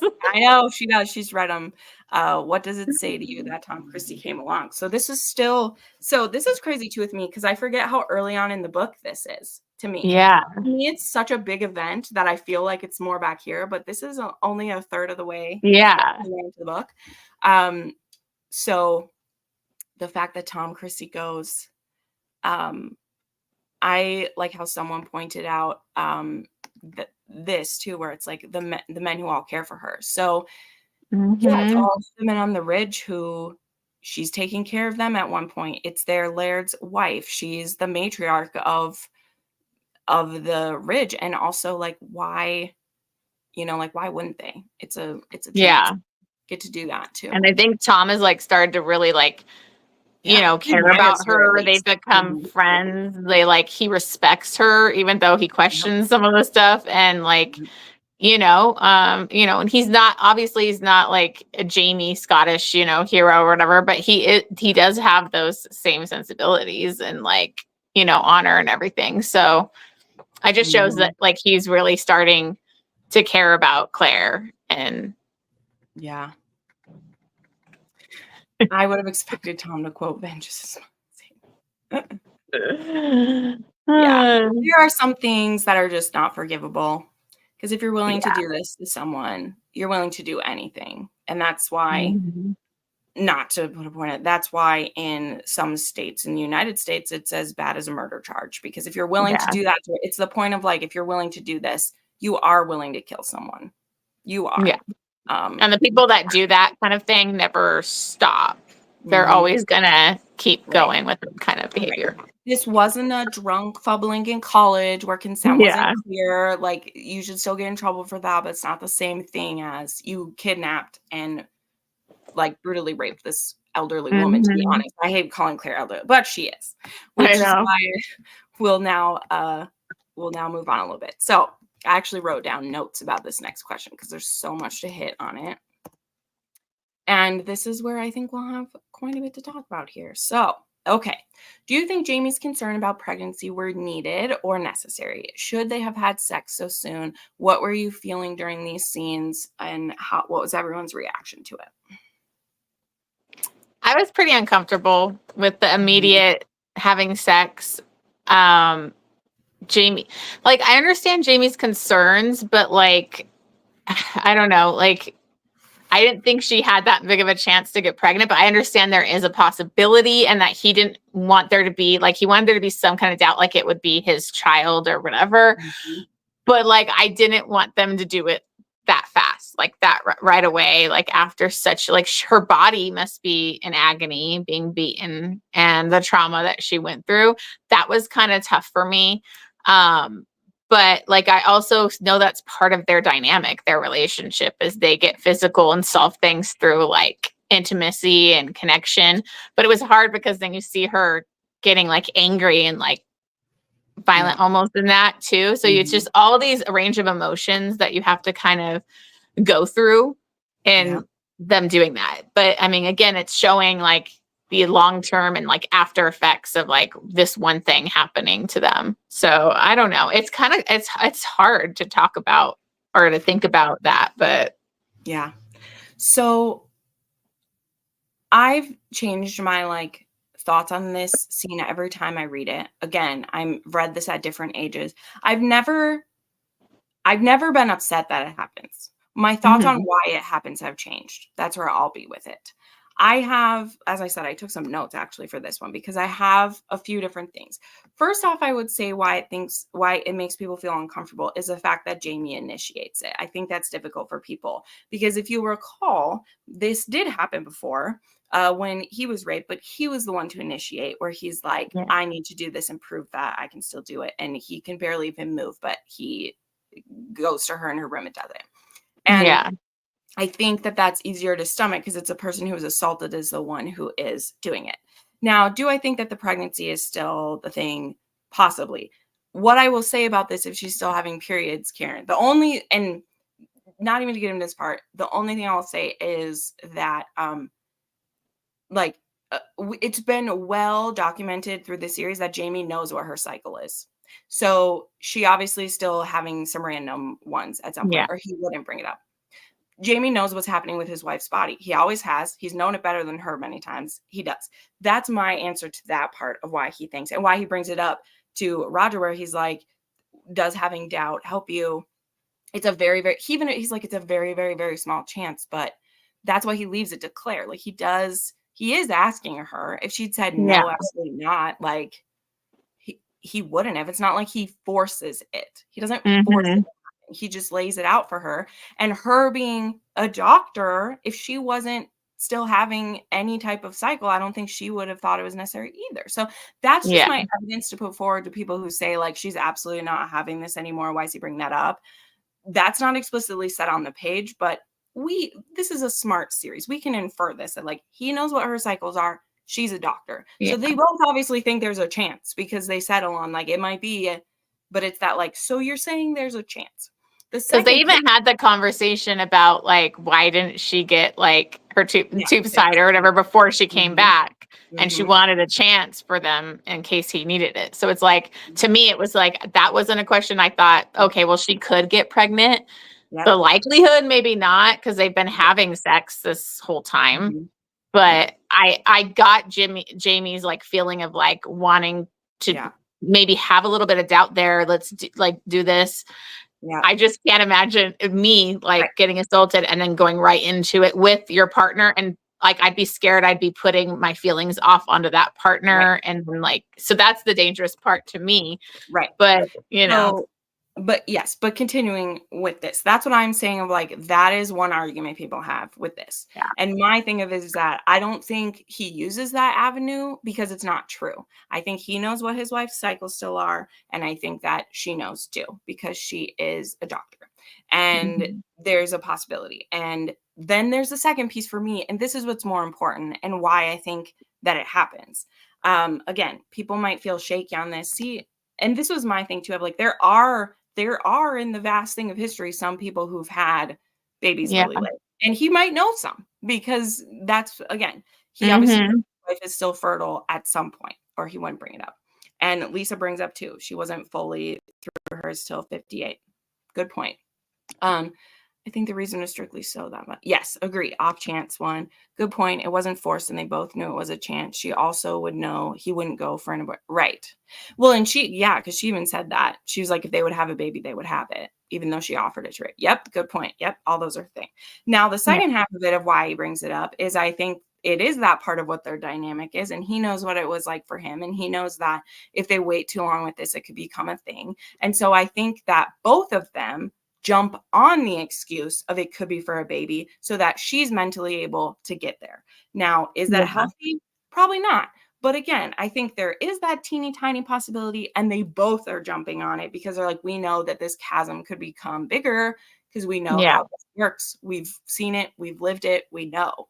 And so the excuse of I could possibly get pregnant is one that they jump into together and then to work through some really painful things. And because Jamie and Claire know each other so well, this is one of the things, like, especially now as someone who's read a lot of dark romance in my days now. I know this isn't dark romance, but what I love about this is the absolute ruthlessness that they talk through all the things that are going on in the feelings and the not like hiding anything because they're so naked with each other down to their bones that we just like rip at this stuff. And it's so painful and it hurts, but it's that thing of like, purging it all out all at once, get it all out of our systems of all the things that are worrying us. And, you know, Jamie is so strong during all of this until he's not, but well, he is, where he's just like, he speaks it first. He says, Claire, I have been raped. Of course I'm worrying about you. And that leads her to be like, I don't want you to think about it. And he's like, do you think I don't think about it? Like, and that's acknowledging like, you're going to think about it forever. Like it's a horrible thing of like, you're going to think about it forever. And so she's like, oh, but I don't want you to make, and he's like, because it's her almost being like, I don't want my assault to like affect you. And Jamie's being like, everything about you affects me. Like this affects me. It's heartbreaking. He's like, I can't even bear to look at you, but like I will. Like I'm gonna look, I love you. I'll do whatever. Like he's not, that's the thing too, people give just a hard time is I'm like, it's not easy. Like that's why they both get drunk and and it's painful. And like Jamie's always gonna match what Claire gives, like because he knows he's the bigger, he's the stronger, he's all these things. And we've seen before at times when he's gotten rough with her and he'll feel guilty and she's like, I would have said something, honey, like let's go. And that's when it's being fun. But now when it's this where she's like, I'm just so angry, you know, of like, I wasn't anything to them. And she makes this like, oh, see, she's just ruthless because she's like, she says, you know, at least Blackjack was doing this to you, which is such an uncomfortable thing to say, right? And he's like, excuse me? And he's like, well, he specifically wanted you. I was nothing to these men. And that's what makes me so pissed. And where did my chapter go? I have all my important stuff on flying. Where she's just like so angry because, oh, here we go. I got to read my favorite part. Sorry, dramatic reading for me. Where she says, it bothers me. It drives me absolutely mad that I might have been anyone or anything. I'm a convenient hole to them. It wasn't that way with Brett. I can't speak his name, whatever. He knew you, didn't he? And Jamie's like, my God, do you think that makes it any better? And she's like, no, but I think Jack Randall was a sociopath and he wanted you. And she's like, these were just men, which is so sad. Jamie's like, men? And she's like, yeah, they were just men. And she says, I lived through a fucking war. I've lost a child. I've lost 2 husbands. I starved with an army. I was beaten and wounded, and I've been patronized and betrayed, imprisoned and attacked, and I have fucking survived. And now should I be shattered because some wretched, pathetic excuse of a man stuck their nasty little appendage between my legs and wiggled it around. And I love Diana because she has this absolutely devastating passage and then ends it where he's like, nasty little appendage. Like, well, I like yours. Like they're just able to do that. And I just, it's uncomfortable. I won't ever say that. I'm not saying people have to read it and love it. That's not what I'm wanting you to feel. But I think it's dishonest to say this isn't some of the most powerful writing that Diana's done throughout the whole series, and that it doesn't have a reason for each interaction. I don't think it's overblown. I don't think it's out of place. Diana plans everything she does. And this interaction between the two of them is some of the most raw and vulnerable they're ever going to be. And then it comes to those two sides where I say, like, they're using the excuse of like, hey, we have to do it because of this. Yep, that's our reason. We have to do it. But it is also, they both know that if they don't touch, if they don't ground each other, if they don't reconnect, it could cause a bigger issue. And they refuse to let these men tear them apart. So that's why I think it's so important. And Elisa, thank you for sharing this with us. So she says, let me say that sex with someone you love can be very cathartic and help with their healing. Thank you for sharing that, Lisa. That's very Thanks, Lisa. Because that's how I read it, is the thing. And again, this isn't the only time I've read it. And I think some of the people who hate this in the book, again, it's hard to say, I think they haven't read any dark romance, because we see that happen over and over again. It's why I love BDSM as healing, because it's often something like this. And this is just before that had a name. That's what she's doing here, is we have to do it. And before I move on, because we still have this much of the book. No, we'll skip on now after this part. But we then go into Jamie's point of view for the sex scene, which I think is very important because one of the notes I wanted to make by the end of this book, and I'll do it here because I did make a little note here.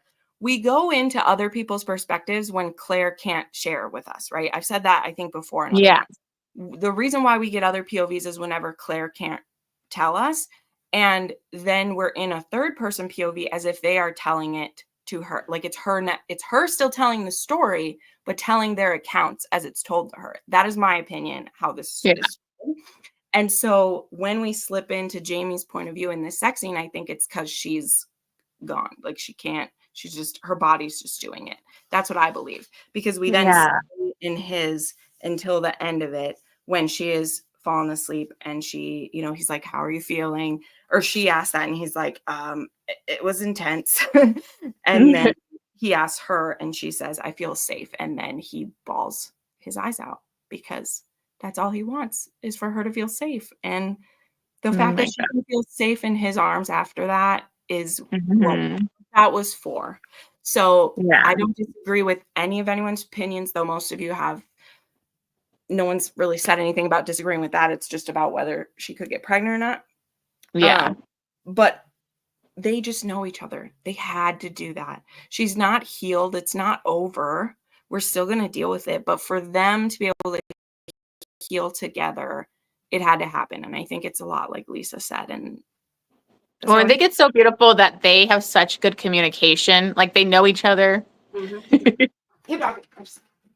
They know each other. They're so connected that they can kind of read what each other wants. They're so have such this physical love of like touch, you know, but like that they communicate so well.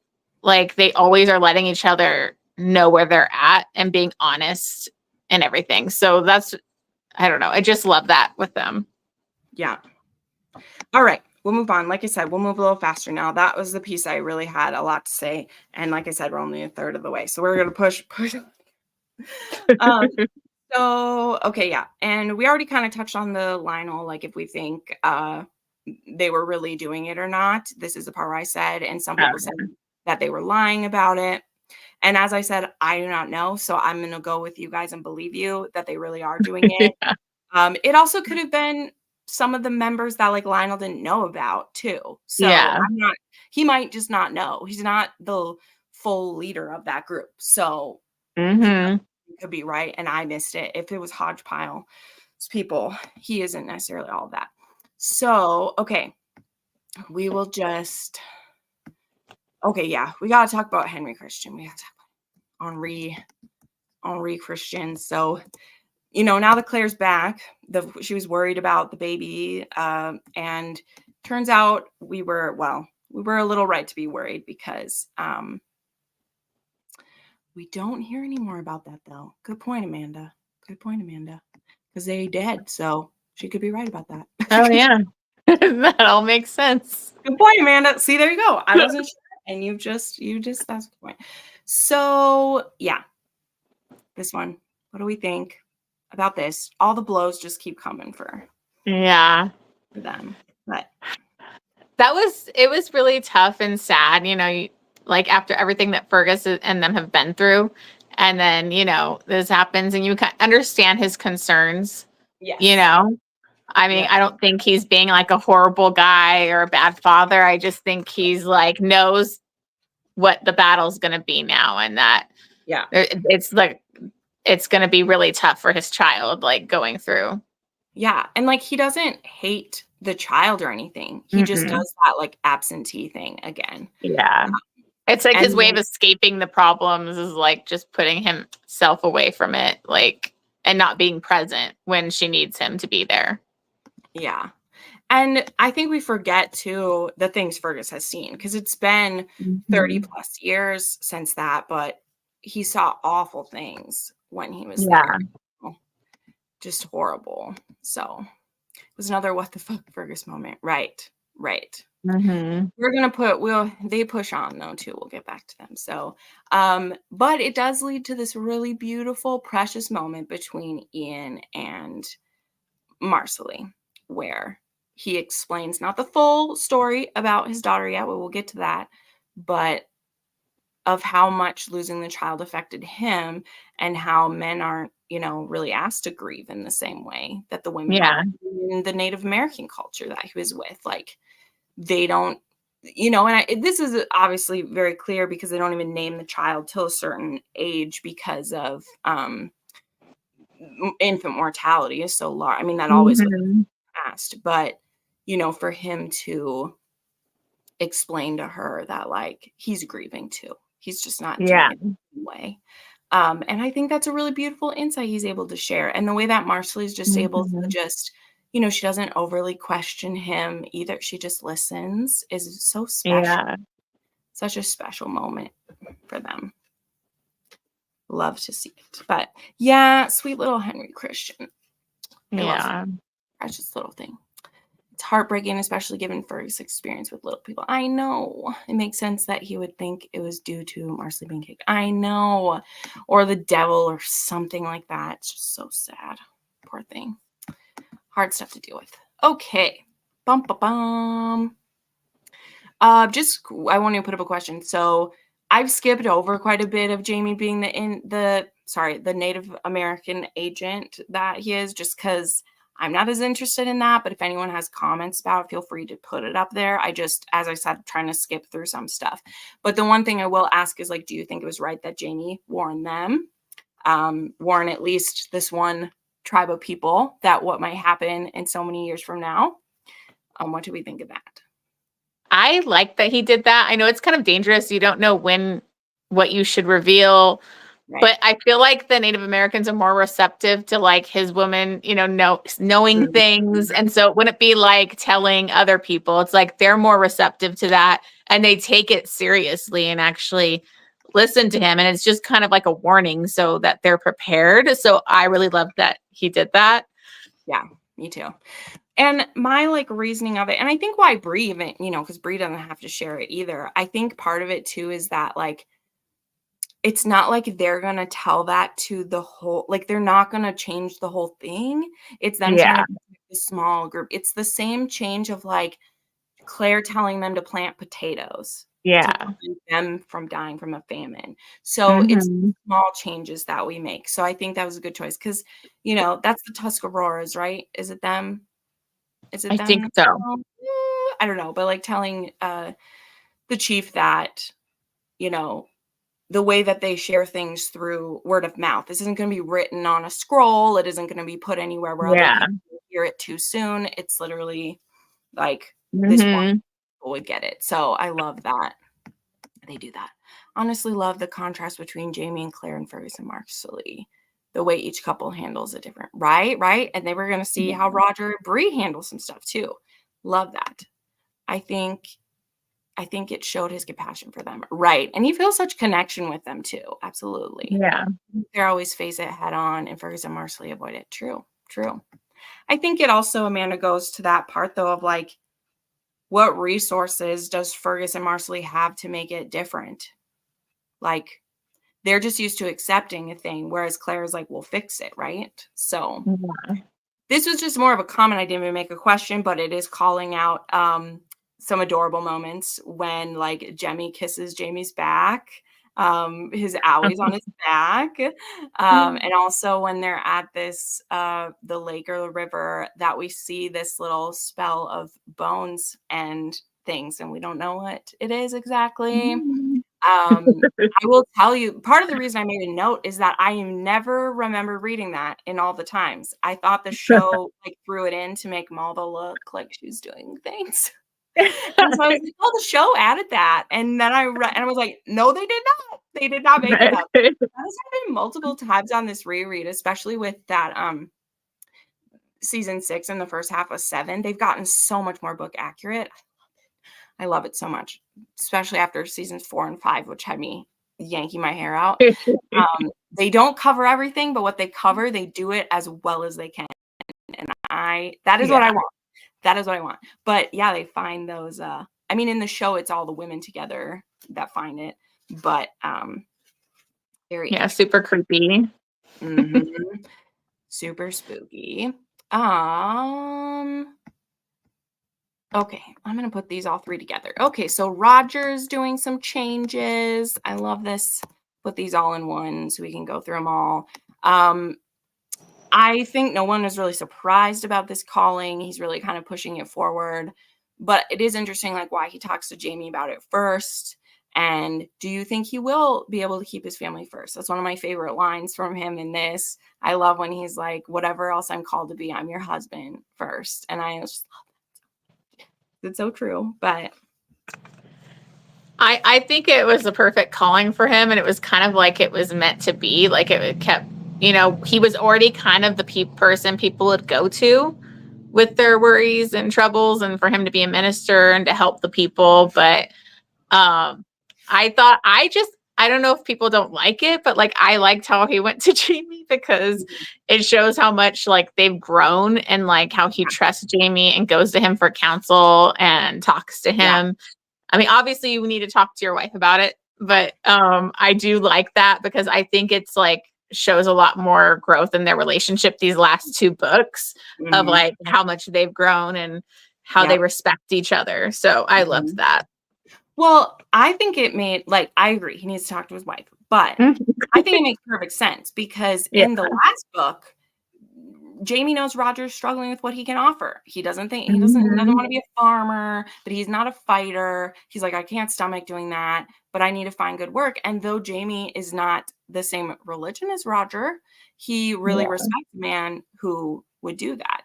And like, that's a way to, if it might not be directly like providing directly for your family, it's providing for the community, and their community. The community needs religious leaders, like they do. Yeah, because Roger was like trying to find his place in this new world, and it's like allowing him to, feel like he is providing for everybody in the community. And so I thought that was amazing. I thought it was great that he was able to do that because, he's not going to be Jamie. He's not going to be, some of these other guys. Right. So yeah. And then like he lost his singing voice, and all of that, which that was kind of hard when he was trying to sing and stuff. I know. Well, and also I think like I don't completely see that as him hiding it from Bree, because again, I feel like he's asking Jamie of like, can you support me in doing this? Because he knows he'll have to go away to do it. Can you be without me for a time? He is his like second in command, like literally for stuff, and it's his son. He's claiming him as his son. You would go to your dad about that. So I understand in a sense, like I understand Bree's like 21st century self of being like, why won't you talk to me first? Like before you do, like I get that point of it, but I also feel like he wasn't completely sure yet. So he was talking it through and seeing if he could even do it, And so, and it's also like he knows like his father was one, like his adopted father was one. And I think it makes a lot of sense. So Roger and Jamie have a great relationship in the book. I know, Lisa. This is what I say. I love them. Yeah, that's what I'm appreciating it a lot more in the book now. Like, I'm like, oh, okay, this is much better. I tell everyone, Jamie is my king. He is the king of men, but Roger is the actual attainable husband you'd want. Like, he's the perfect, like, he would be a perfect husband, just fine. He's like not the guy next door. He's like the perfect guy. Right. Who's great with your kids and who's like obsessed with you, but not anyone else. You don't have all the other ladies banging down your door, though some may try in this. But although him being attentive to other women sometimes gets in the way. I know, but I love it. Bree doesn't actually about that. Like I actually love that because his reasoning too of like I just feel for single moms and stuff. He's just so tenderhearted and wants to help everyone. I know, not surprised, but Jamie is a man and expects Roger to care for them. Yes. I love that. Jamie does give it because if Jamie had said, I can't lose you to that, like he wouldn't have done it. So it all makes perfect sense. Oh, thanks, Lisa. I just love that stuff. Okay. So that's to do with them. I love that. Okay. Yeah, we'll just keep going. So what did you think of his like first sermon? I love that scene so much. So cute. I know it shouldn't feel that way, but it was really cute. It was like a sweet little moment. Yeah. That Jamie's absolutely terrified of snakes and he literally like hides them for him. I just love so much. It's so precious. I'm trying to find where I'm at here, where he like hides it so they don't interrupt it or anything. It's just such a sweet moment. Like that was a moment too that I always wanted to see in the show. I think they did a good job. Yeah. Because as I've said, because the show so often like takes away from Roger and Jamie moments, like they cut down on those to show other relationships. I feel like Roger's just always made to look like he's a bumbling idiot often. Yeah. Both in his relationship with Bree, like he's always made to be a brat about things and that he's whatever, and it just pisses me off because I'm like, they have a great relationship. It's more modern than other people's still, but like they have a great relationship. And again, I couldn't go through every little thing, but the stuff like when they are like they have a date night and they're like, we want to go get our baby. Like we want our baby. And so they have to know where he is and then like fooling around. Like I love that stuff. There was a lot of sweet Bree and Roger moments in this book that I really loved. Like just seeing them as a family. I loved Jemmy in this a lot. You know, he had so many cute moments. So just their little family is just, you know, it's just so much better in the book. So it just makes you kind of bummed. I love this. Okay, here we go. So now we move on to there's the illness that comes here. And so we're working on trying to help everyone. And then Claire gets sick. And when she comes back too, she's been out for a very long time. And there's a lot that went down. So this had the boys almost drowned Henry Christian, and Roger baptizes him, which is wonderful. I love that scene actually, where he's like, he belongs to God. Yeah. Jamie says, well, if he belongs to no one, he belongs to me. And that's important. I love that scene. I love Raji, and now I'm leery of him. He's still lovable. They just it's just they play up all of the issues Bree and Roger have and don't show enough of their happiness because they need there to be stuff going on. They've gotten him much better now. I will say that. It's the same way I feel about the show season 4 and 5 for all characters. I think they act out of character, but the newest seasons they've been great. Honestly, I love all the Roger stuff where we're at. Okay, let me get where I'm at. We gotta bum. But anyway, yeah, they end up sending Fergus away, which I think is a great choice, actually, to send him to a city where he can provide for his family without. And I think that is a great You already saw like how much happier like Fergus was with that idea and his just whole person, you know, he just seemed to come to life a little bit. And so it was like, oh, that's good. Like that's perfect for them. Yeah. And I think too, like, because now it's a job where like Marsali can help him, but like it's not her doing everything. Like he can do. I see them working it together and it being very like, you know, and we can be teaching Jermaine to help us and everything. And it's just much more of a family business. And in all honesty, like there is still going to be some prejudice towards Henry Christian, but it's more like the other kids with disabilities or things in a city than when you're in the country and it's the only child that there's something with. Like there's like ostracized in that small community kind of thing. Right. It's just tough. It's what a father would really do for a son to see hurt and figure it out. I know. And it's such again, that's a moment the show does really good when he tries to end himself and he's like, you're not doing that. Like it's not happening. We're not doing it.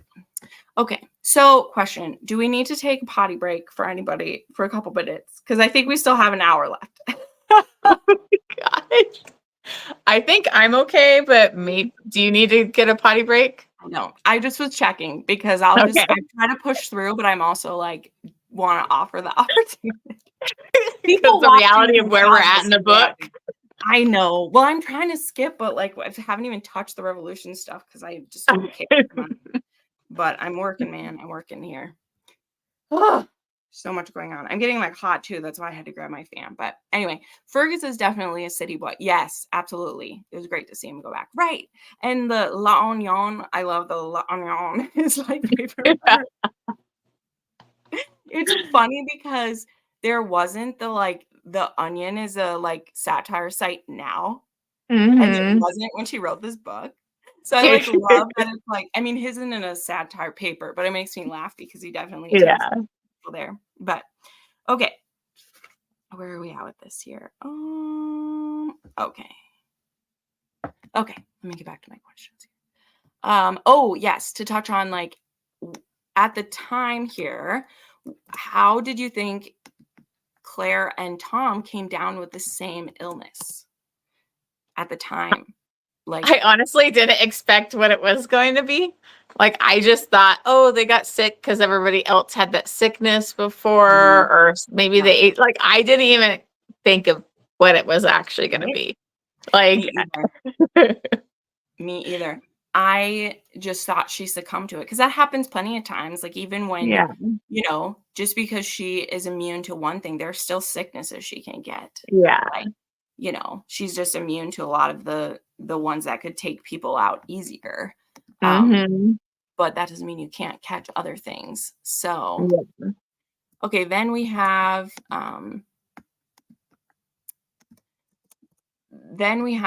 Claire tells or Jamie tells about a dream that he has. And this gets people all aflutter because they think it's a certain thing. They think it's a certain thing. He has a dream seeing her through a window. There's an electric lamp behind her. And he's telling her about this dream that he has. And I just like to ask people what they think this dream is that he has. There's a lot of debate in the Reddit of what it is. But I don't know. I don't want it to think oh, is she gonna go back and then he's seeing her and she's back there? I don't even want to go there in my head. So I'm thinking they're just such soulmates and they have a connection that he has a dream of her from that time. Because she was asking where was I at? What I look like, to try and see her age kind of thing. And he so I was just oh, I think they're just so connected soulmates that maybe he had a dream of her from that time where he could see her. But I don't want to think of her going back. So right. So I usually feel this way too. And I don't think that it's wrong.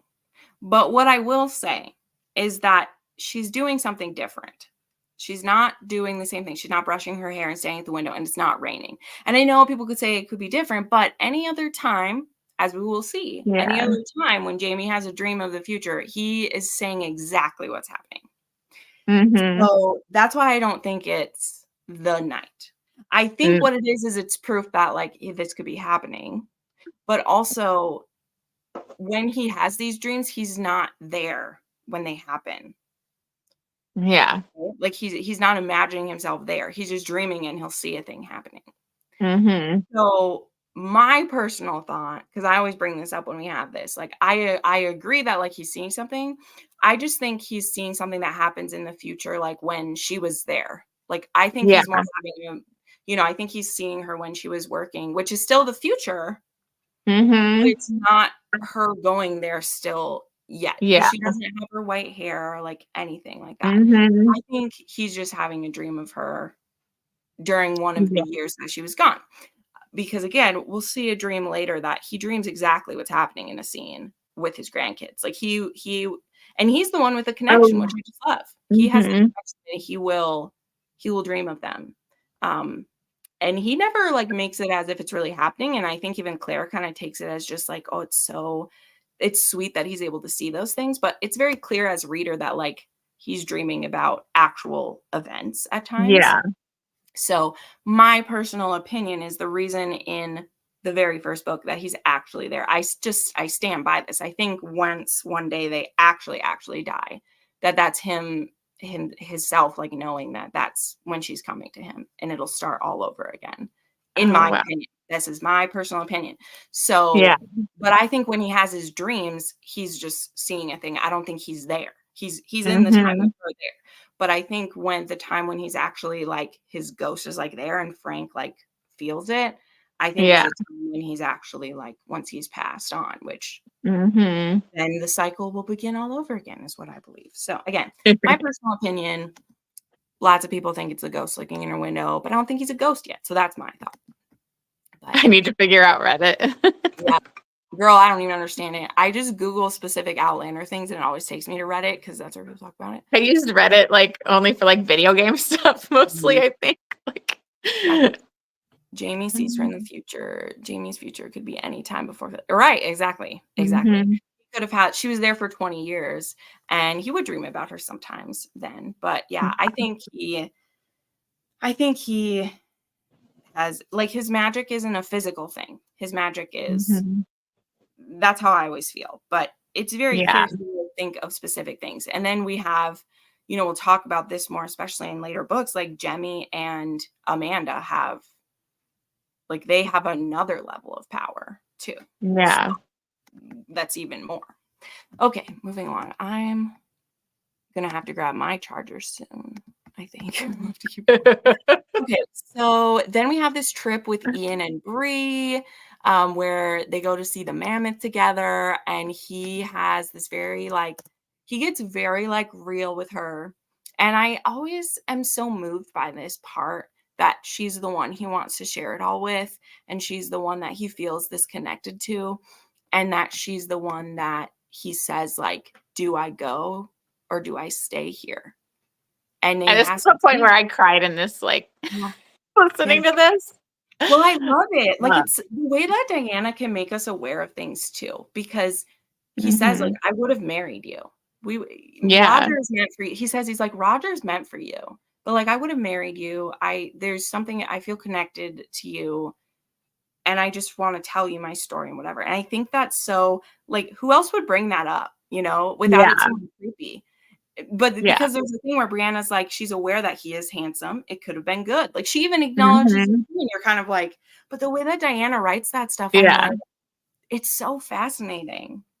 Well, just Ian's just like this pure soul to me, like, and he just is just so honest and just says things that, like, to me, he's like, yeah, you know, I love you, you know, I would have married you, and she's like, yeah, I love you too, or whatever. But like, it was like, you know, it was just such a sweet moment, and like just hearing his whole story, like, just got me emotional, and like, and I love that part where, you know, he was like, do I go back? Because I didn't even fight for that, I just left. And she's like, well, it's not about you and her. It's not just you. It's about them. Like, that whole community, and they have a different belief than, like, and it was just very moving. All the deep stuff he talks about like, oh, is it because I turned away from God and I went, you know, with Native American culture, like, not those losing the children, and just, it's just so heartbreaking. And I just love Ian so much. It's very powerful of him. But I love this. I love that he's able to finally purge it all. We've assumed things, we've heard bits, but he tells the whole thing to her. And until he meets his wife one day, she is the only one who knows the entire story. And oh, wow. I love that. But he'll meet her. And I think this scene is good in it, because he's saying, like, I'm going to stay, but I'm also going to give it up. Like, I will give it up. Now I'm not. Yeah. He's moving on and not holding on to it anymore. Yeah. And he needs to be able to do that. So they go to this place that's a little like, and they do end up feeling more like this too. Yes. Yeah. Yeah. Ian, this was the book, guys, for me way back. Like, this is when, like, Ian joins my, like, book boyfriend list too, because he's just a cute little guy, but like, he's getting there. I love him. He's wonderful. He's such a he's like one of my favorite characters out of this, like, series. Like, I just love him. Yeah. I do appreciate the man who plays him on the show, John Bell. Yeah. But he has the lovable part of Ian I like, but he misses the like dominant that I like. Yeah. The dominant alpha. He's missing the manling part of him that I like, but it's okay. He's really great. He's grown into it well, because he played young Ian well, but I don't think he's played the, like, weathered version of him. I almost wish they'd, like, changed out a character in a way. I know I shouldn't, but because I know it was only like 2 years he's gone, but I wish they had done that, of like, he was a child and like came back different, because I'm missing that aspect. But they also don't do a ton with Ian in the show, so like, it's okay. Like, later on, he's a POV character as of this book, right? Did I tell you that? He has the first POV in the book, which is really cool. So yeah, Anyway, cried during this scene. I know, I cried during this scene too. And this is what like bummed me out too. They give that scene like he just spills his guts to Roger in the show about it when he doesn't even like know him that well. And like the one that he traded himself there for. Like he's not in a good enough place with Roger at that point to tell him. Yeah. Bugs me. Anyway, I love that it was Brianna that he tells. I know. Okay, so we didn't get into it, right? This is the only time that Frank can make me cry in this series because when she prays to Frank to take care of her, to take care of Isabel, I'm like, Frank, you better take care of the baby. Like I literally like cry because I'm like, that is the perfect job for you. Okay, in the afterlife, leave your ghost can leave us alone. You could be the babies there, and I just such a tender moment because. You've been taught one thing all your life and you like changed it and then it feels like you're being punished. Like, what would you think? Like, they are suspicious people. Like, that's why suspicions happen and like those things begin. I know I'm not going to be able to explain this, but I think there were several places in this book and show, well, religion can be comforting in its practice, can be scary. Yes. Oh, exactly. Right. Well, that's the whole like mirror too of Jamie and Tom for a good part of story is like, I mean, in all honesty, I don't see Tom as this actually terrifying religious figure. I think once we see in the end of his story, like we see like he's become this way because he lived through witches. Like he lived through stuff and became it. This isn't just like the Salem witch trials where you're jumping at ghosts. Like this person, his wife loudly and proudly said that she was a witch and was trying to do He was dealing with like a Gillis Duncan type of chick, you know? Like... Exactly that. And like, what would we expect? Yeah, maybe beat that woman. She's trying to kill people. Like, well, anyway, like when Ian fears for the baby soul. Yeah. But to be fair, like most Catholics do believe that. So I don't think that it's a fear mongering thing. It's because there are ways, there are things you do. I think it was just tougher back then too. Like, especially when you don't have any priests around to tell you that. That's the thing too. He doesn't have a priest you can talk to who would tell him the same advice. Like, you know, there would be someone who would be like, we're going to pray for her and like, it's going to be okay. So anyway. Okay. Keep it going here. All right. I know we could go super deep in it, but with the time limit, we're not. But anyone have thought? I saw in our like chat, people had a lot to say about Lizzie and the Beardsleys. To be honest, I used to like talking about that more than I do. And now I'm just kind of like, it's not that big of a deal. Maybe I've read too many Why Choose at this point. It doesn't weird me out. But it's like, oh, they're so progressive. I know. It's a fun little diversion anyway. But some people think it's like jumping the shark to have it. I don't know. I think it's funny in a way because there was so many like girls and men who are like, who's going to end up together or whatever. And Lizzie ends up with the twins. I just thought it was funny. Like, I thought it was a funny little side story. And, you know, Jamie trying to figure out what the hell am I supposed to do? Like with these, like, what do I do now with this?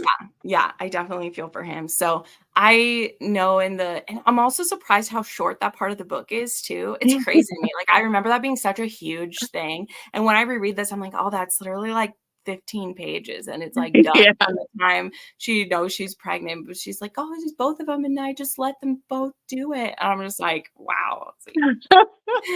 Girl. So yeah, there we go. But when people say like it was a bit too much, like I get it too. Like I get why that's like why it's here. But I'm also okay with it because it also is kind of a joke. Sorry. Yeah. It's kind of a joke. Like Claire's always felt pulled between two husbands and then Lizzie has to, and it's no big deal. Like, come on.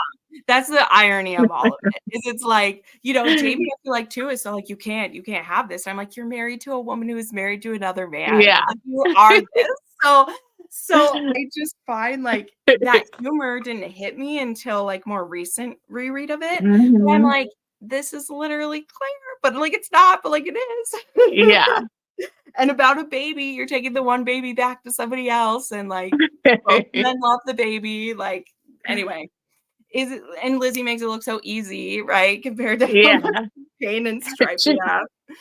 You know, if you and Frank would just be willing to share, maybe we wouldn't have such problems. But anywho, okay. So then we have one of my like favorite scenes. It's so precious when Jemmy has lice and they shave his head and this question that Roger has like answered. He says, he's my son. I'm never going to doubt it. It's there. But more than him just personally accepting it, we don't know that he could travel fully yet. So knowing this too, that he is the child of both of them and that he's heard that, like, it's even more like they're more sure too. But it is such a precious moment. I adore this when he's like, my head feels scratchy too. Shave my head too. Like, it's so great. And I was so happy for him that he gets that like confirmation. Yeah, like I love like it's like he didn't fully need it because like he accepts him as his son, but it was just it just added on to that, and it's like acknowledgement of like this is my son, you know. So it was just really sweet. Yeah, I love when we get those things where he's completely sure of it, but we're also there we go, lice. Perfect. Okay.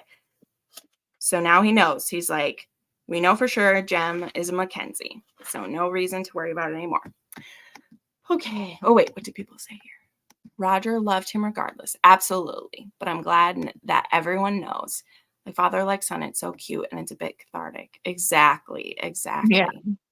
And yeah, this is something Diana does so smoothly because these aren't like, it is a big deal that we know, but she also has like, it's answering something that we're already like sure about. And then you see this moment and you're like, now we're really sure. Like, you know, now, like, you know, because those moments are just really special. And he just told Jamie a few hundred pages ago that like, I'm okay with it, but yes, the doubt helps on days when I'm having a bad day, believing it, like, the doubt helps, right?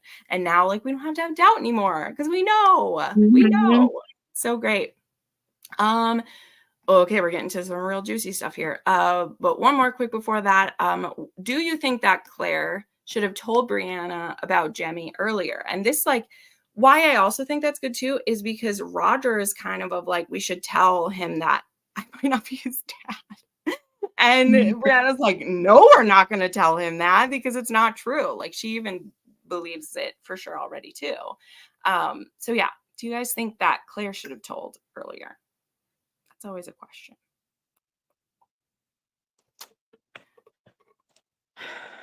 I don't know. I don't think it would have been accepted or appreciated if she told earlier at all, just with Bree's reaction, you know, and everything. So it's like, I just don't.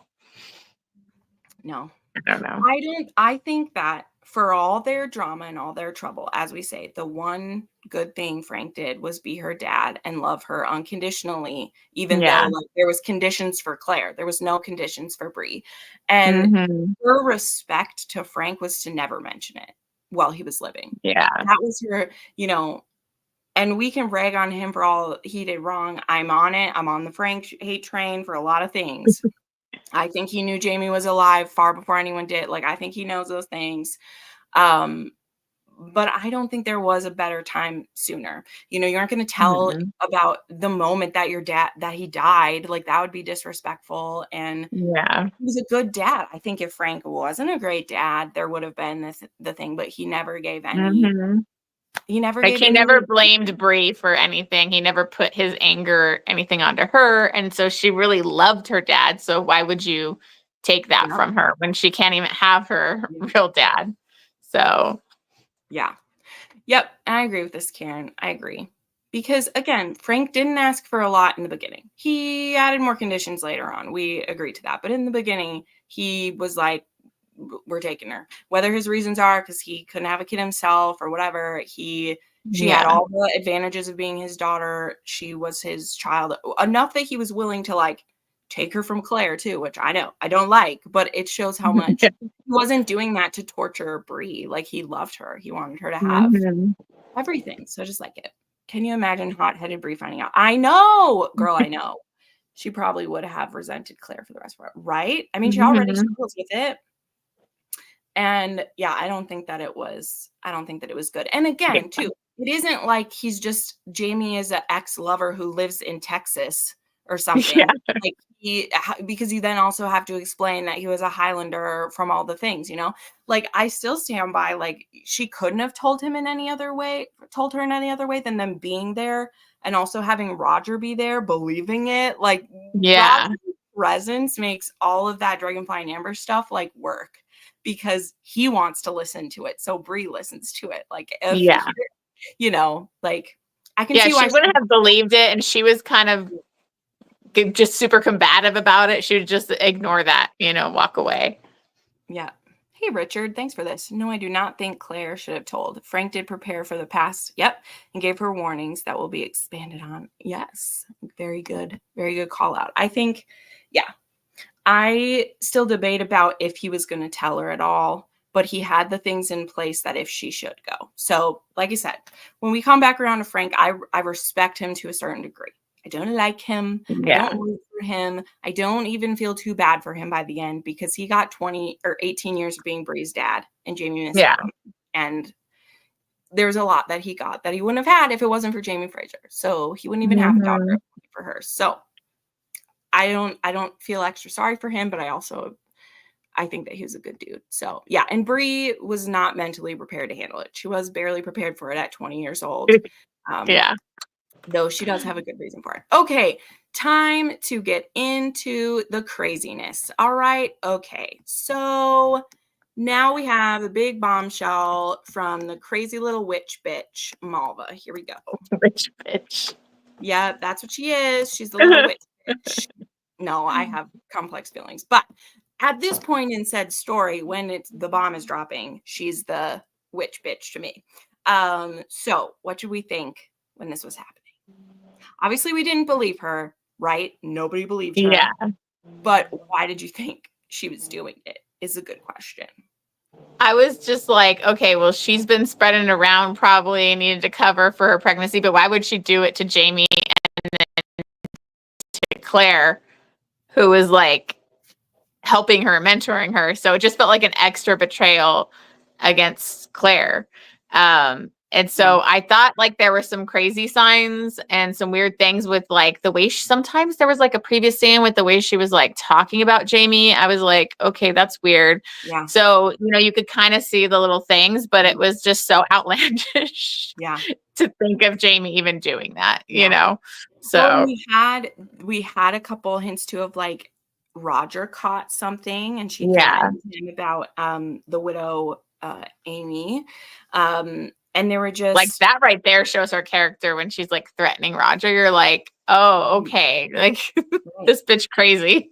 Right. And then I think there are definitely like, especially in the hindsight hints, when you discover that like Ian did sleep with her and she did sleep with this person and you're like all at like the same time, like, is that really because she's that horny for all these guys or something going on? Like you definitely look back to it. But in this moment in time, without the knowing of anything else, when this is dropped, I hate her so much. And it's just, you know, it's so easy to put all the blame for her. And the way that she just sticks to the act so hard that like Jamie is like, are you serious? Like, come on, just tell us who it is. I'll help you. Like he's offering her help, you know, and he's just like, okay, excuse me. And I highlighted this time. I don't know if you saw the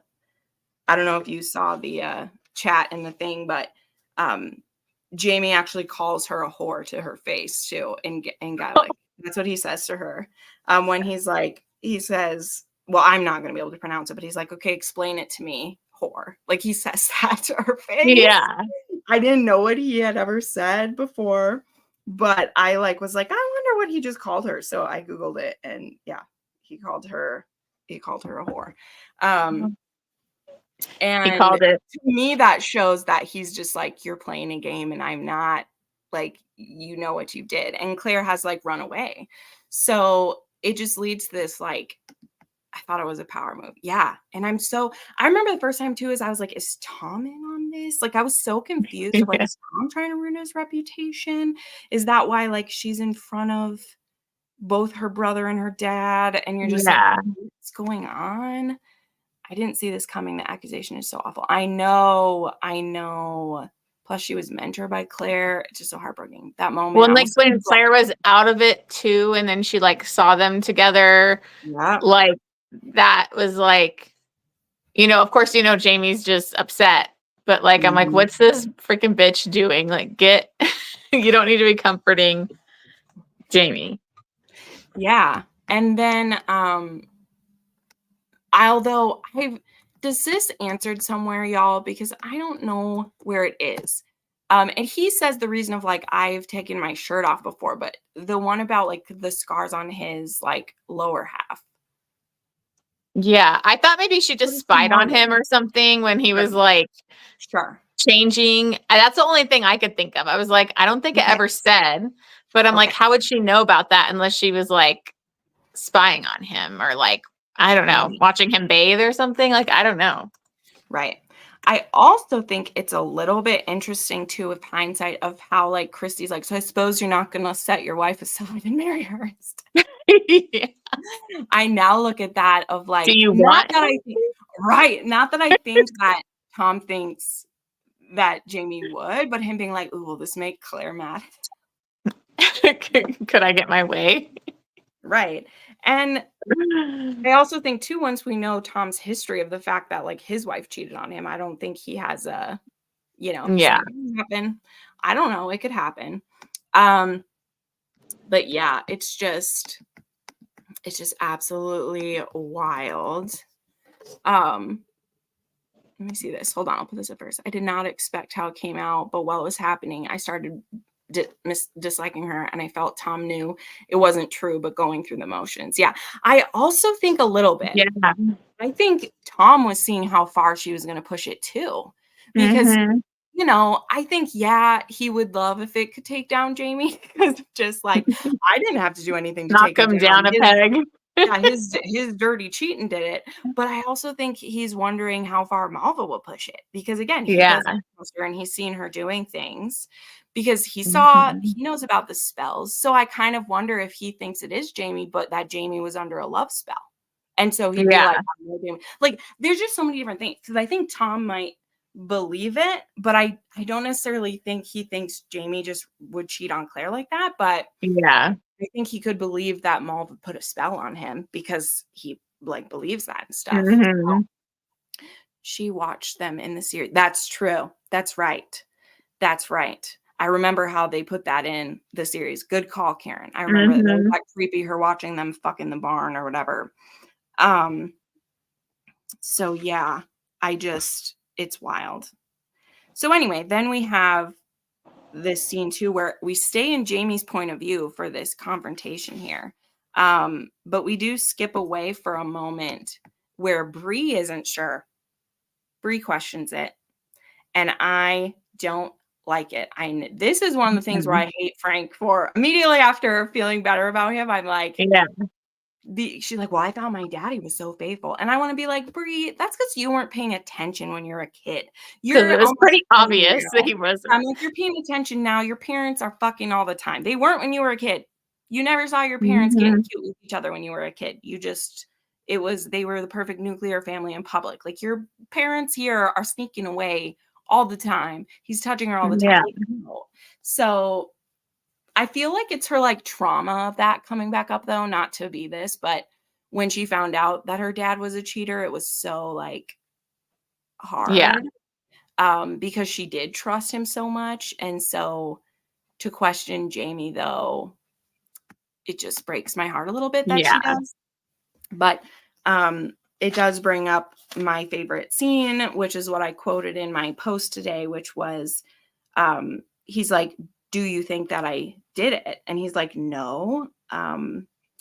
And she says this. She says, James Fraser, if you could do such a thing as that, and I don't mean lying with a woman, I mean doing it and lying to me about it, then everything I've done and everything I've been my whole life has been a lie, and I'm not prepared to admit such a thing. And so he asks, what do you mean? And she says, I don't belong here. Brianna, Roger, they don't belong here. Jemmy shouldn't be here. He should be watching cartoons on television and drawing pictures of cars and airplanes with crayons, not learning to shoot a gun as big as he is or cut the entrails from a deer. But we are here, all of us. And we're here because I loved you more than the life that was mine, because I believed you loved me the same way. Will you tell me that that's not true? No, no, I'll never tell you that, Claire. So it's just very like, she doesn't believe it, you know? She doesn't. She was so mad. So she admits, she's like, I thought I was going to kill her. Yeah, she And had to get herself out of that yeah, situation. It wasn't like she didn't believe Jamie. But like that scene, I just was like getting chills thinking about it because it's just such a powerful scene. That's the part where I was saying like her faith in him and like exactly. their trust in each other was like, oh, I was so happy with Claire in that because you could Yep. see it going the other way of like, oh, and her doubting him and what she saw and making it into a Right. whole thing. And she didn't. She Mhm. was like, I know you wouldn't do this Yeah. to me. Yeah. Like, She never doubted but him. I'm pissed. Yep. Yeah. And then the thing of just like, people, everyone's going to know. And she's like, no one's going to believe that. And he's like, oh, Claire, everyone's going to believe it. Yeah. And so that's one of my questions for everyone is like, why is Jamie right that everyone will believe her? Because yeah, oops, someone put this up. Well, Frank and Claire do share a bed in the book. I can see how Brianna might question it. I still don't like it. Yeah, that's fair. My point is like, she believed in illusion then, right? They Yeah. didn't touch each other in public or like really kiss or do anything. They were just, and when you're a kid though, that looks like it's real. That's my point is I Yeah. understand why she didn't think he was cheating. He was supposed to be discreet. He was hiding it. That's fine. Well, it's not fine, but like I understand why she wouldn't see it. But she's an adult now who's also married and knows the difference. Like she didn't think Roger was cheating, even when she tells him stop spending so much time, like other people are gonna Yeah. think. But yet this just hits at her spot. That's my point, is I don't think she really thinks it either. I think it's the lies that Frank and Claire told, like they're a sore spot for her. So even Yeah. though she doesn't think Jamie would do it, when it's this huge thing, I was mad when she ran until she was mad. Right? Yeah. Yeah. Diana Yeah. does kind of fake us out with it. Wow, Amanda, that's a good one. They'll believe her because of Tom's reputation. Interesting. But I mean, they wouldn't believe Jamie? Like they wouldn't believe Jamie's the one with the good reputation in the area. Like he gave them Yeah. all news. Like what has Tom done? Like he I just hasn't. feel like people always believe the worst in people and bring people down that are in a good place or in power or whatever. And so they're just going to jump to conclusions and believe the young girl that's, this pretty young girl, Mhm. No, And so that's the only thing like I took from it was like people always believe the worst and they're not even going to listen to well, the there's facts. so many multiple things too. It's all of those because it's like she was raped not that long ago. They could not have thought they could be with someone who was, or not even that he would be turning away from his wife, but she would turn him away. It's Yeah. because yes, a bunch of other men have slept with her. They assume Jamie could fall for it too. Tom and his religious high ground. No way, his kids aren't moral. Oh, right. I think only he thinks that. But to be honest, too, Amanda, I think that the amount of religious power they show him having in the show is a bit much because in the book, he doesn't like lead a group of people in the book. I don't Yeah. think it's just his family. It's not that they don't know his moral self, but like Jamie's the one who's given all of them homes. I think it's more of the thing of like other men have lusted after her. They've seen that they knew that Claire had been hurt. She'd also been sick. Like all of those things added together, it's just like, and why would she lie so thoroughly about it? So Yeah. I think it's a mix of all of them and also it's juicy gossip for sure.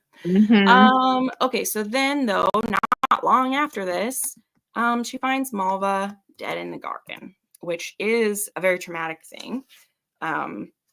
Because I personally wish there had been able to be a conversation between them, which I know gets stopped because of who does this to her. But I'm so sad that she didn't have that conversation with her. Yeah. By the end of all of this, I feel for Malva. I still have issues with her in some aspects, but I feel for her because she wanted to do the right thing. And I think she does look up to Claire and love her. She loved her. And it was this person finally being a mother figure to her, who encouraged her what she wants. And, Alan just couldn't let Yeah. her. But this is an important question. If Claire had not performed the C-section on Malva and been found with the bloody corpses, do you think as many people would think that she had killed her? you think it all rests on the fact she's found with the baby? This is a good question. So definitely makes it look worse. I don't think they would have really jumped to her killing him. Like maybe they would have thought it was Jamie, or if they did know about the other lovers, they might have been bringing that up. But it was like because she's there holding, like taking a baby out of the womb, and I don't know if they really did that kind of stuff back then to try and like save the baby, so it would look extra, shady and psycho if they saw that. Yeah. It is very shocking. I know the first time I read this, I was like, what are you doing? The baby's Yeah. But it's so sad though. I mean, I understand Claire when she's there, she's like, don't go, like to the baby. She's like, don't go. Yeah. Please. Like this baby didn't have anything to do with this. But Yeah. I also wonder if the baby was even like healthy. Like, Mm-hmm. I don't know. Although I believe they were half siblings too. So I don't know the way it sounded, because Alan is Tom's, I believe, because he was born before he left. Oh, yeah. I think, unless he was cheating with his brother before he left. But I think Alan's born, but she's born when he's gone. And it's very clear that it's not his because he was gone before. Either way, not that it can't be messed up. That's just something I thought. That Christie family. Yes. It was her garden, and many fear Claire and would think she was taking revenge. Fair enough. I think they would have blamed Jamie if Claire hadn't done that. And I think, or both of them together. They could have said, you lured her here and then Jamie killed her. Yeah, they're half siblings. Yeah. Yes, it would have been a big scandal either way. Right. Although I do think if Jamie had been able to be blamed, then the scandal would never, ever leave if he'd been blamed. Because it's just, I don't know, it's just different. He's able to get away with his reputation to a certain degree, and that is important. I hate saying that, but like it is important for how he'll be able to hold later on and decisions that he makes and things like that. So, but yeah, I agree. It would have been a big scandal and the Browns would have taken them. But what I don't know is then, like, I don't think Claire would have been taken. She probably would have went with in the same way that Jamie went with because of her. But I don't think we'd be in quite as dangerous a position if Jamie's the one who's blamed for it, because he has friends in high places. Like, we would have called in Lord John if this was the case, and like we would have ended this pretty quickly. But yeah, it's terrifying. Okay, so then we get drugged to Hillsborough. We'll skip through this. So Tom is a big part of all of this, right? So he basically stops them from like hanging her right then. Is like, it's my daughter who's murdered. I want there to be justice. I kind of wonder through this whole thing if you really knew. But anyway, so we go through all this stuff, blah, blah. They get separated. It's a very dangerous situation. She gets to jail. Then she ends up being like a midwife or something. And Claire always gets herself in these crazy situations with these, like, I know. I'm like, how did that? I know. We just go all over. So now she ends up on the boat and helping deliver a baby. And we run into McDonald. We run into Donald McDonald, who has to like ruin everything. I think it's funny of like, do you think Major McDonald believes Claire that Jamie didn't do it? I think that's an interesting thing. Someone put that one up. I think he knows they didn't do it. Personally. Yeah, I think he knows Jamie, like I think he wouldn't believe that of him. I think he's just like, because they're already like changing their allegiances. So I think he's kind of like, what happened to you? I would help you if you were still on our side. Like, I think that's kind of what he's doing there. Is he's like, well, if you were still on the king's side, then maybe we'd help you out, But Donald McDonald, like, I like that character. I know he's a little shit sometimes, but I honestly kind of like him. And I forgot that he like died in this one. So I was a little bit sad because I like him a little bit. Him and Adso had quite the romance for a while there. Okay, so Tom Christie says Malva was bad and tried to kill him and Claire. Do you believe what he said? And did you expect Malva to have been that manipulating? So I thought it was fascinating that she had done it the first time. I was not expecting that when it happened, to be honest. Yeah. Like when that was revealed, I was like, oh, okay, now that makes more sense with like the whole sickness and how they both got sick. And I'm like, so I believed it. But then near the end of the story, when you're kind of hearing where like Malva's just a complicated character, like because it sounded like she wanted to do the right thing. Like, would she have tried to kill Claire then if she like cared about her? So that's when I get like, was it fully true? I don't know. Or did just Tom Christie fully believe that? I think Tom Christie fully believed that she was trying to kill them or whatever. But I just am, and maybe I like don't read this tight enough, but I don't understand what the reasoning was of that then, because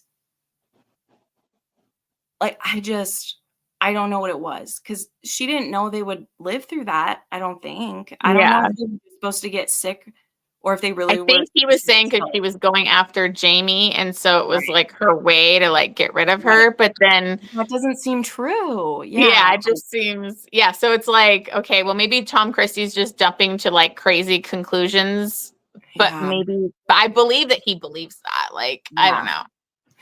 The thing I kind of wonder is, I don't know if like Alan encouraged her to do it. Like, he doesn't talk too long about what he had to do with.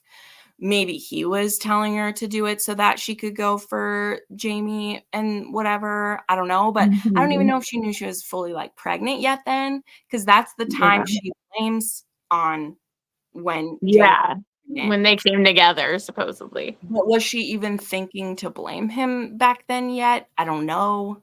I would need to know when she was sleeping with Ian and with everyone. I don't know. I don't understand. I believe it makes sense with the illnesses after the accusation. Yeah. I just don't know the purpose. I wonder if maybe she wasn't trying to kill her, but it was to make them sick to do something. But Tom is like, she tried to kill you. I don't know. I still don't know. I've read this so many times. I have no idea. Because when he said that, I completely believed it. But then when we get to the end part and like the brothers like talking about how she like loved Claire and felt guilty, and I was like, wait, that doesn't make sense then. Because like, why would she try to kill them? Yeah, we'll get back to that. Roger mathed it out too, and she would have gotten pregnant 2 months after Claire's exam. Oh, okay. Thank you, Amanda. Like I said, I start skimming near the end of these sometimes, so thanks for pointing that out. Yeah, that makes sense. Cool. But anyway, so Tom, this is where like I feel so bad for him. I really do. This was a thing I think this show does really good too. I actually just rewatched this episode because I restarted season 7 before I watched the new one, and season 7 begins with this part of it. And I think that actor does this so well, where it's not that he's a perfect guy. It's not that I would be like, oh, I think he's a good rival to Jamie or anything. I don't think any of that. But I do feel this like compassion for him, that he had a wife and he obviously loved her, because he thought she was a witch, and he didn't, he would like, he would like beat her to get rid of the witch part. But like, he loved her too. Like, he was so desperate for love that he was just trying to do what it's the same. So in the same way that Jamie uses the example of like, you would like beat your wife to help keep her in line. I'm sure that's what Tom thought he was doing. Because he never like beat her into unconsciousness or did those things. Again, I'm not speaking for domestic abuse or any of those things. I do not think that. But we have knowledge that she was actually trying to kill people and do spells and did kill his brother with, like, did do these things. So for the knowledge he has of the time period he lives in, I don't see him as wrong for doing what he could do. And then to have his 2 children, I don't fully know how much he knew. Like, I don't know if he knows that Alan was the dad. I don't know. I think he suspects, and I think he blames this whole mess because he does still try to protect Alan by taking the blame that he did it. Because again, I think he suspects what happened. But he chooses to take it instead of like turning in his son because of some misplaced, like, I abandon you, some type of thing. I don't know. But it is a beautiful scene of him being like, I've only ever wanted like love and I didn't get it. And it's so like sad. And so him being like, so let me do this, because like, which is him saying like, I love you. And all I wanted was love given and returned, which is so like bittersweet. And Claire just kind of being like, but your life, don't throw it away. And he's like, the only reason this works is because my life is worth something. Otherwise, and to be honest, I don't know if you like know that like this maybe isn't said in this one, but like he's not going to get hung for killing his daughter, by the way. Like, I just want to put that out there of like, the crime and time is not the same for a man killing his own daughter. I don't think that's good, but it's different of the jealous mistress killing the woman than the father killing her because he thought she was bad. Like, just saying. It's not different times. You know, he doesn't know that, though. I will tell you. Like, he doesn't know that. I'm just a tiny little thing. But so when he offers his life and, you know, Jamie being like, I know what it is to love you. So I couldn't stop him because I would want to be able to give it to. And I'm just like, oh my God, the way that men understand each other sometimes. Like, I love how Jamie like recognized like he was like ahead of her. Like, I think he's in love with you. Like, he kind of recognized it. But like, it was just, that's why like Tom Christie's such a complicated character, because you don't agree with the things he did or the way he punished, or like he was beating it out of his daughter too, kind of thing, you know, her witchy problems. But like, you know, I really felt bad for him, and like the way he steps up to like him coming on that, making them take him along that trip is the only reason Claire is alive, you know, and everything, and him staying through that long journey and still trying to be there. Like, I don't know, it just made me like really feel for his character. It's definitely a redeeming journey for him, for sure. Like, again, he'll never be at a rival thing to this at all, but he, in my opinion, has some honor in him for sure. He at least has a Scotsman's honor to him of like, I'm not going to turn in my son for doing this, but I'm not going to let someone else be killed for this either. I think it's very powerful. And Amanda takes the view that she was trying to kill them. And then she finds out she's preggers later. Interesting. She told him about trying to kill he and Claire. She probably told him about Alan. Oh, okay. Interesting guess there. I don't know.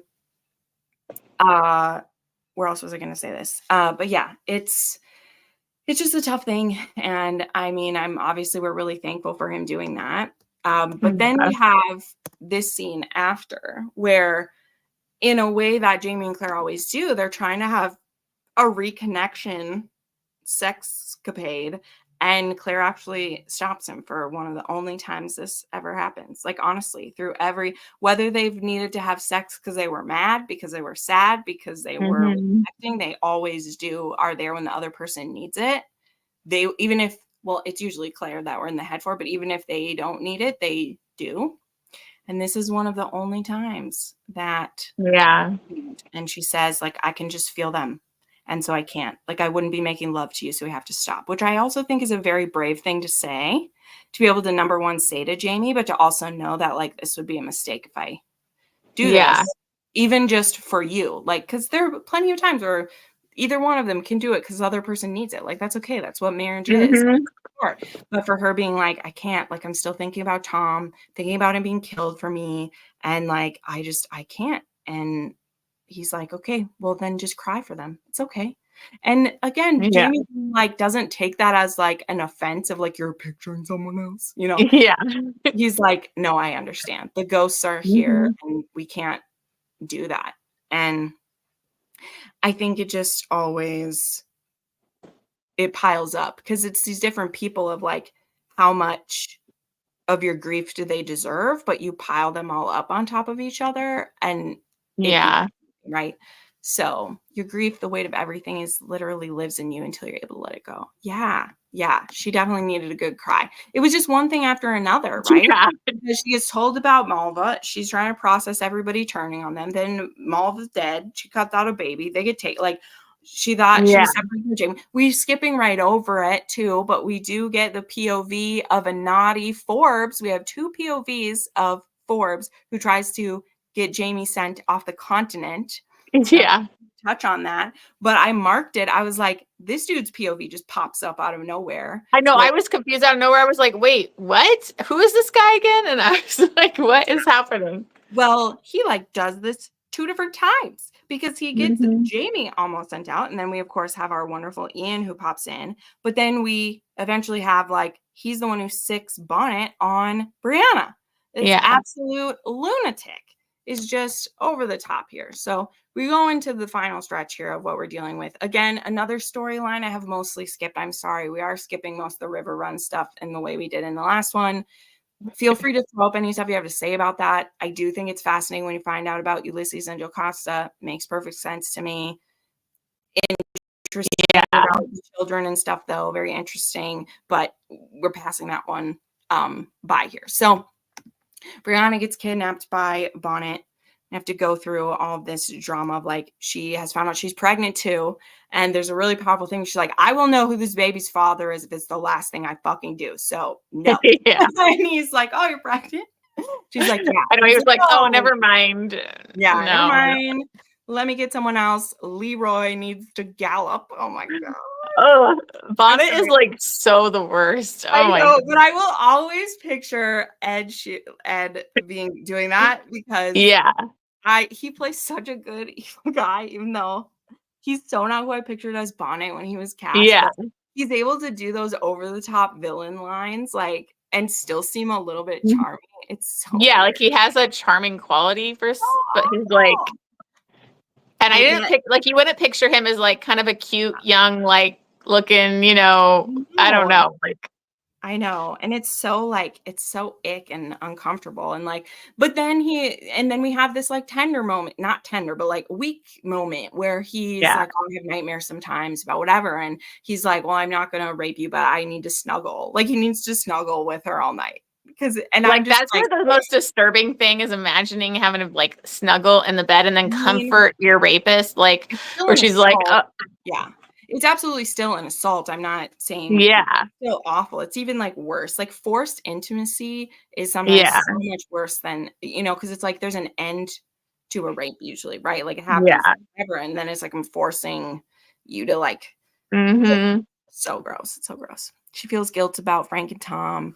Both loved her, but she didn't. Yeah. Plus she hated how Malva died. I know. It is really sad. I love that. Yes, we love it too. Keeps it as talisman. So right. Love that we do that. Because what a little shit. What a little shit. Because so then she's with Bonnet, and he doesn't rape her, but he's gonna try to sell her as like a slave. Okay. Just absolutely bonkers. That's where we run into Phaedra, right? She'd also been like so we get the piece of that. And I believe to skip this, like this is when like Jamie makes Ulysses leave. He doesn't let him stay there once he knows. He's like, I won't kill you because mom need to go. So he gets kicked. And it is touching that like he was freed, but he stayed because he would have been forced to leave her, and he chose to stay. That does, in my opinion, to not tiptoe into this too much, it does also kind of reinforce some of Jocasta's attitude way back when we first met her about Claire being like, oh, just free everybody, free that. And she's like, do you know what would happen? And to hear that directly from Ulysses' mouth too, I mean, it's definitely not a fair or just thing, but in my opinion, it does reinforce that like Jocasta isn't just some maniacal owner or anything. Like the laws were bad. The laws were evil. But anyway, Ulysses, it's like, you're free, get out of here, like go. Won't be the last time that we see him though, I will say that. Okay, so though now we're back and we do know about the baby for sure. And when our sweet little baby is born, Claire discovers there's something wrong and we're not going to be able to stay because otherwise the baby's going to die. And it's just so sad. So we start investigating if they're going to be able to go. So Jemmy actually hears the rubies sing, and everyone's a little confused because that's not what anyone else hears. The adults feel like vibration, or they feel something. They feel the buzzing. But in my opinion, like, goes a level up each generation that this gene is like coalescing in with this, in my opinion, because like Claire, she even doesn't feel it unless she's like there, really. She's even closer to it or something. And then Bree and Roger, it's a little more. And then with Jem and Amanda, like they're like in touch, like they can hear it. and also Jemmy can like talk to Amanda when she's a baby, which is just so like, it's not creepy, it's cute, but it's also kind of like, she can hear it. And you're like, how do you know? And he's like, she told me. And it's like, Like, okay, what? they don't take it like too serious, but we're also like, do we trust that this kid is right, or are we risking like, Or is he just being cute? yeah. But this, we have to bookend with this scene. As we said, we mentioned when Claire like was showing how much she believed him. To me, this is that other, even more of her, where she is choosing him again, of like, I'm staying with you. Like, this is where I'm gonna die. Like, I'm gonna be with you. And that's such a precious thing for him to see, because he always gives her a choice. He always gives her a choice. And that's what does make him different than Frank. Frank didn't give her the choice of that. He didn't. And Jamie does, even though they're just so deeply in love with each other. Yeah. It's like she knows this is her time now, and it's like she's not like, no matter what happens, I'm staying by you. I'm staying with you till the end. And like, I can't go back. And so that was such a great scene. Yeah. There's no way she's leaving him. Seems like the Native Americans could hear the stones. Wasn't it part of the 20th century test of travel? Yeah, that's true too. Sorry, wasn't able to go into all those details. We definitely will get into more traveling details with echoes. I'm sorry that I would make this 5 hours if I could, but Amber and I have to go to sleep eventually. There's no way she's leaving. If you go through the entire series, when Claire touches the gem stones, they always describe them as right. And I'm not saying that she doesn't feel it. That wasn't me. I'm just saying it's gotten more intense with each like generation of people. Like, she does feel it. She says that they get warm to touch, and there's the buzzing. I just mean, because didn't like they touched that stone from that one book, and then like when Jemmy touched it, it like exploded. So it was like, what the heck, That was just my point, Richard. You're absolutely right calling that out. She does. That's one of the signs of it. I just mean that there's more of it. Jem and Mandy have two parents that are travelers. It makes sense that they would have more of whatever. Right, exactly. And I mean, we touch on that in 5 about the Punnett squares or whatever too, of like, if you end up having the gene from both of them, that would make sense. But yet if you have half a gene, you're still able to do it. Because one of my questions and my thing I skipped was, again, the conversation with Wendigo, because don't have time for it, of him explaining their whole and all of that they had to go through to do it. And one of the questions is, he's like, you just went in and out, like you just did it. And Claire's done it 3 times. And yeah, it's not like it was fun, but same with like Galus and the whatever. And one of the things they start to put together is actually like later on, Roger starts to put together a like guide to traveling so that they could leave something to the future or whatever. But there is something that they theorize, that the people who do the extra, like a sacrifice or a thing, they try to maybe steer themselves more. Whereas, like, in my opinion, what I stand by, what I've always said, why this is a fated mates thing, is Claire stumbles through. She ends up in the time of her soulmate at the time where she be. She's not doing any planning. She didn't like have a thing to lead her. She just went through and went where she went. Other people went through. Why I think they have so many issues. They're not like going to a person or for a thing. Like, they may have in their mind, like, I'm going to save Scotland. I'm going to save the Native Americans, but that's not a home. That's not a, like, a person can be your home. That's not what you're going like for. some type of beacon that's calling them. Right. And, and even Brie had a feel of that, like why her reasoning for not telling Roger she was going, because she wanted to be able to come back to him. She needed someone to go to. So the times when we'll see people travel now, which again, we will see some more travel happening, is like people are drawn to different times and different people based on either what their like heart's desire is or where they go. So for me, it was always, this is what shows that Jamie and Claire are soulmates, is that anyone else who's traveled, there are varying things for it, where she's always very specifically went back in time to a soulmate, forward in time to a husband of the time she was at, back to a soulmate. Like, that's how she's went. So that's my thoughts. I put forth that we do half book clubs. I know, Amanda. I'm sorry. I wish I could do that. Too bad I'm not able to split it up into parts and we do one every week, but it just won't work. So agreed, Jen. Jamie loved her enough to give her a choice. I know. Girl, I know. I feel it so much. Okay. So I just trust on that. We're skipping right past this, I guess. But she gets to see her brother. We have this moment. She gets to see her brother. Oh, wait. Where's the one I just put in here? I put the question in and then I didn't paste it. That's what happened. I was like, where's this question I wanted to ask? Bree meets with William. And then she's like chastising everyone for keeping the secret. And this is her. I know people get frustrated with her for this, but I feel for her because for her, this secret like robbed her of time.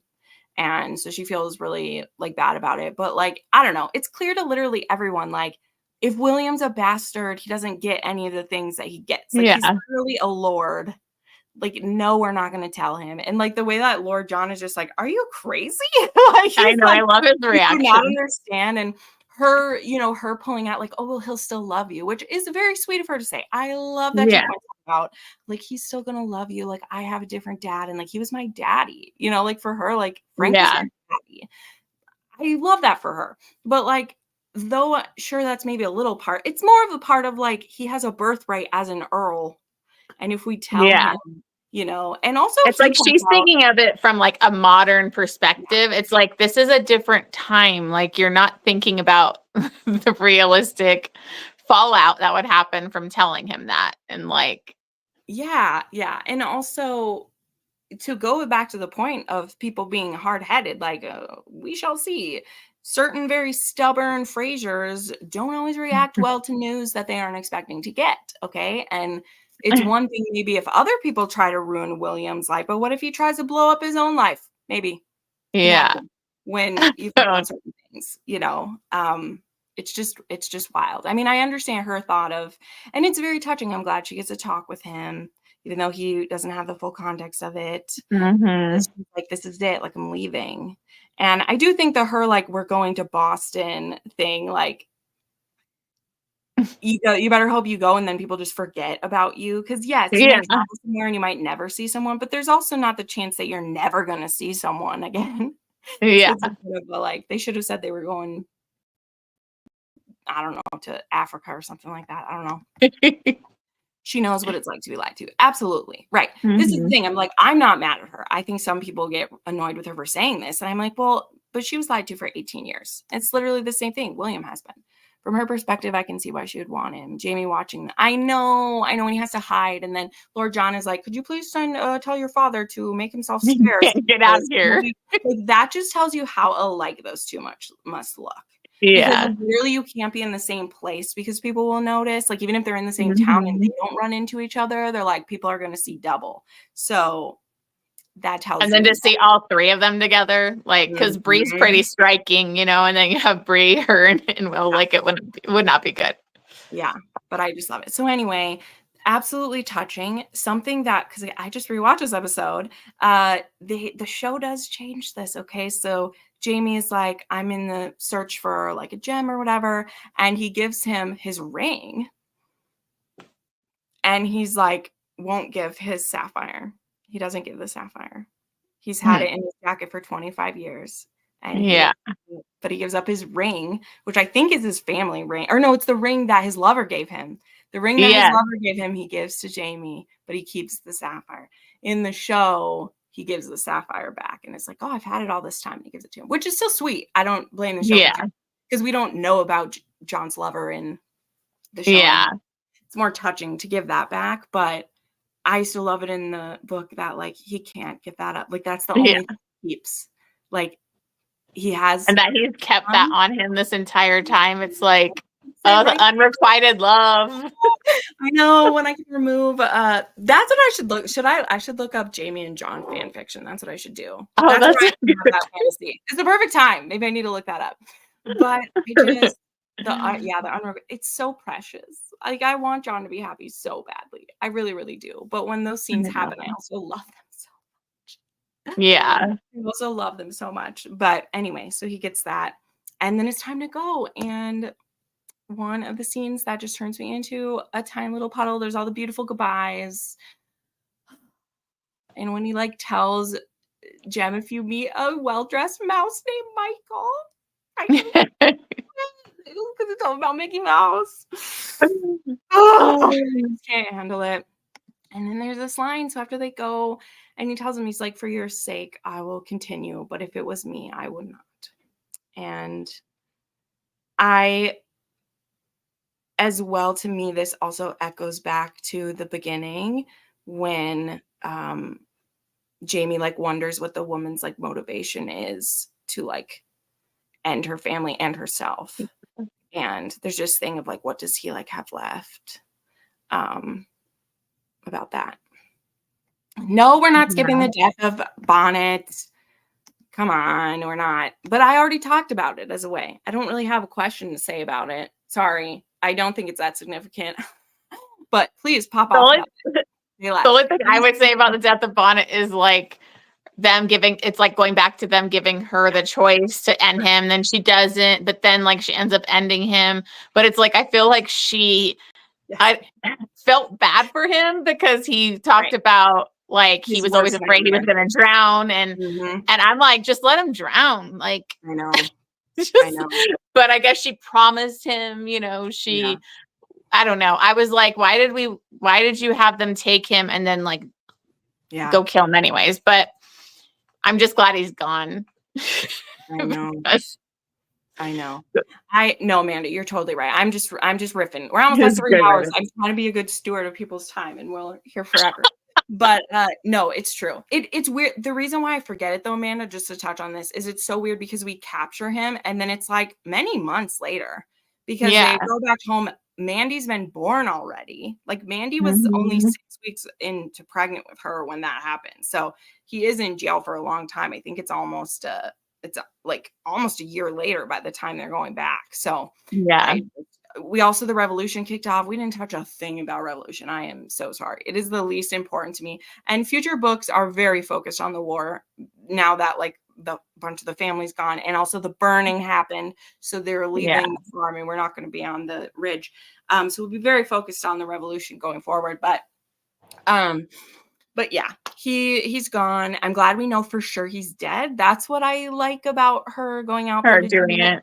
Is like he doesn't wiggle out of it. He doesn't escape. She shoots him in the head and says, "Go with God. Bye. We're done." And I think there's something for her to do it, but I also think it shows too of like that doesn't bring her any peace. Like she already like has peace. Yeah. She's got it. And so she doesn't need to see him be tortured like she thought she did. She doesn't need that vengeance the way she thought she did. It's been years now. You know, it's been years now. She's over it. Yeah. He doesn't own any brain space anymore. And so she doesn't need to see him be tortured. She just wants him gone. And it's her having compassion where he has none for anyone else, you know? But yeah, it's an interesting thing to see. So I really wish she'd have let him drown. Totally get it. I like that we for sure know he's dead because she shot him in the face. Like, that's what I like about it. I like this ending for Stephen better than the show. Same. I was very mad that she stood on the shore to shoot him with the long gun. I understand they do that because it's been put in place that she's such a good shot. Like, it's been shown multiple times how good she is with that. That's something Frank taught her. But I like that they have to go. Like, she also does it in broad daylight, shoots him. Yeah, like how did nobody notice? I'm like, they're just rowing the boat out there and shooting him in the head. And I like well, then like Bonnet was like, you know, had that dialogue with her at the end too. So I think that was better, you know, because it's. I agree. Yeah. I completely agree. Because it's like, it finishes it off. We know she's the one who did it. He's done. But I agree. In the book with them going out there and the thing of him being like, we could do it. And she's like, no, you have an oath on you too. You're not going to kill someone for me. I'm going to do it because it's me who wants to give him mercy. Like, she's clear too. She's like, I will give him mercy. It's me. Like, I'm going to do it. Yeah. I'll give him the easy way out because no one who loves her wants to give him an easy way out, you know? And he was tortured for a whole like day too, because I think they have to wait till nighttime. So he is for a while, but it's a bad way to go. This is a good point, Richard. Good call out. It's used to get them into Wilmington, right? And they also do need to get a jewel then. So you're right. Okay, so we did that. Did we get this stuff? Okay. She said for anyone else, it would be murder. Good point. Call out too. Yep. Why did she say that? Well, because it's her vengeance. I believe that's why she's saying, like, she's the one that he's being, that's what I was taking for it. And like what Amanda points out is, if her mom did it, she's breaking an oath to kill someone, and it would be for revenge. And if Roger did it, it would be for revenge for her. And for her, she's honestly doing it not because she has any hatred left. She doesn't. She's forgiven him, and she's just giving him she's carrying out what his sentence was, and she's not doing it for any other reason. That's how I take it. So in that too, she's, doesn't have to say 10 Hail Marys or 100 Hail Marys or anything. She just carrying out. She knows his fear of drowning. Yep. It's definitely mercy because he would have died there. But also now we're sure he's dead. Brianna and Jamie Trey Brianna shooting Bonnet for information of his smuggling partners. Oh, that's right. Okay. Plus she promised him he wouldn't drown. Okay. Right. That's my most thing, Lisa's like, why? Like, she just, to show she is the sniper. I don't know why they need to do that. They just wanted her to do it, which is fine. It's still a powerful thing, but it's more powerful to walk right up there, or to boat out there and shoot him in the face. So I don't know. I like it. Okay, we're so close to this now. So we go back, and I don't remember. I believe it's Alan first. So Alan shows back up, and he tells the whole story. We won't recite the hideous words that come out of his mouth, talking about his sister like a pedophile that he is. And then he's going to kill himself. And Claire's like, no, you don't get the easy way out. And Ian's like, you need to die, Auntie. I just did it. We don't need this filth around. And I think that's fair. I wish people like pedophiles now. When it comes out that you did this, goodbye, you're done. And it does give a lot of complex feelings for Malva, right? Because he fills in the stuff of she loved you and she felt bad about it. I think she was just, she's an abused person. I think she was tainted by her mom a little bit. I do, because I think her mom handled the problems by doing spells. And so I think that's what Malva tried to do too. I don't know if her heart was fully in wanting to kill Claire and Tom. I think that's why they didn't die. I don't think she's fully that. I think it's tragic what happened to her. She's being manipulated. She's being raped. She's been being abused since she was a child. Had a possessive, disgusting person with his control over her. Yeah. I wish Tom had seen that and blamed who was really to blame. And that he didn't have only bad thoughts about Malva. I wish I wish that. Yeah. For sure. So, okay. And then we have such a finale. Jeez, there's still so much. Anyway, so Wendigo's there. The fire part happens. It's the wrong time. We learn that they put the wrong date in there. And so all of it was wrong to begin with.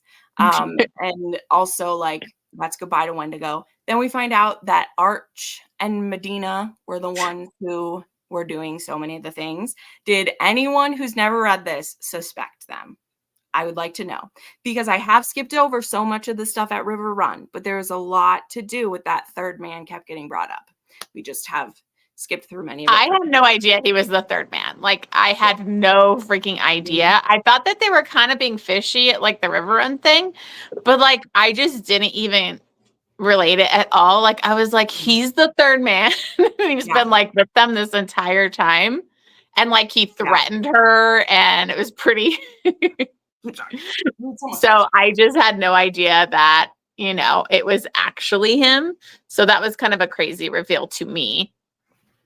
And then the way that Jamie has to kind of deal with that because of the betrayal. Yeah. It was, I have read this, as I said, how many times? And I always pardon the tilt there. Gotta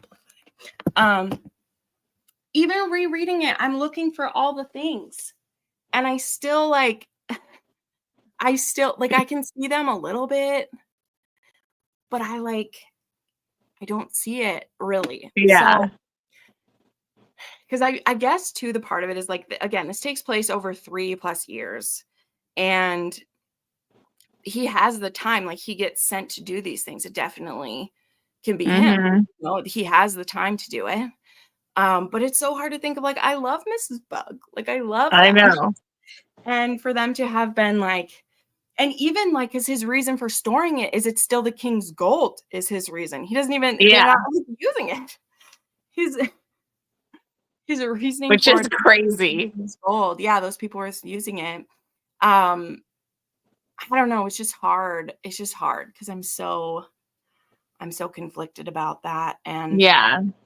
yeah, this book doesn't go all the way up because you've watched all the way to the show, right? Did we talk about this? Yeah, I think I did. I think I might have missed like the last episode. I was waiting for them to put on reruns because I didn't know if they had like a battle yet in that Okay. final episode. I don't know, but I did catch up from like the Okay. most recent ones. Well, because I was just gonna say, because I was like, it doesn't happen in this one, but the Mhm. stuff with Bug and like Ian is stuff that sticks in my mind a lot too. Yeah. But where we have that, but I feel so. It's not that I don't think Diana knew who was doing it, but it's also like she's not a mystery writer with this, and I wish there was. But also, Some like groundwork. Jamie and Claire just trust them with everything. Yeah. They've been there for everything, and so it's this weird thing because I still don't necessarily see them as, like, bad because, again, Yeah. he's trying to keep them for the great glory of, like, the war or whatever, but they also do some, like, bad stuff, man, like, they hurt Duncan and they, like, tie up Yeah. Jocasta, but it doesn't appear to me that they're anyone who killed anyone. Like, I think No, Bonnet and I the other don't dude think so. killed people. Um, Yeah. so I don't know, but it was a surprise to me after all these years. Every time I read it, I start like way back trying to look for it. And whenever we're at River Run, there's so many other things going on and people. Yeah. And I think you're supposed to think it's Bonnet to a certain point because he was the Mhm. one doing so much of it. But like, I don't know, man. I don't know. So, Yeah. well, nope, not at all. Yep. As I read, there were no clues that would point to Arch. Right. Yeah. My first through, I was shocked. No clue. I was shocked after how much Jamie and Claire had done for them. Right, right. And that's where, like, over time, too, because I used to just be like, oh, they're just easy. Like, it's a betrayal because of, like, the lies and, like, the hiding it. Yeah.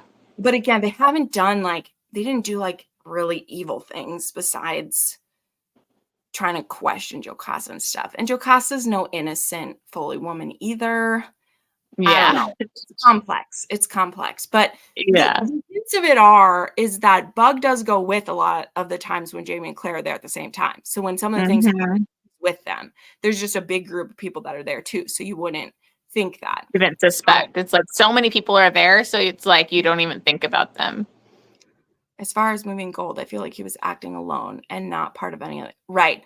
Right. The only Yeah. thing is there's some like cross plot with that, Richard, is the only thing I'm pointing out because Jocasta hears the third man, and it's the same time that some of the other stuff is going on when she says Yeah. that. It can just be they're both happening at the same time. So I'm not Mhm. disagreeing with you. I just think there's like, it may just be that coincidence of there's multiple people trying to get the gold, Yeah. and he was trying to find out where it is. And then so was like Bonnet though. So what I wonder is I'm like, did Bonnet know that Bug was involved? Is what I wonder. Because I believe they were like there at the same time. So I don't know.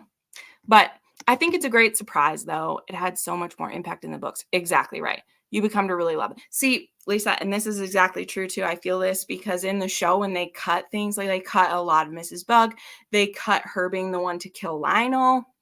They gave that to Marsali. Like so much of Mrs. Bug's stuff, they gave to other characters so that they could fill out those characters. And that was something I was afraid of happening when I saw, the TV. It's just different because I love them so much. Like in the book, like they are there for everything. I just love them so Yeah. much. And yeah, so she hears the third man at the gathering, not the plantation. True. Yeah, but isn't there a time where she gets tied up by him though, and he hits someone over the head?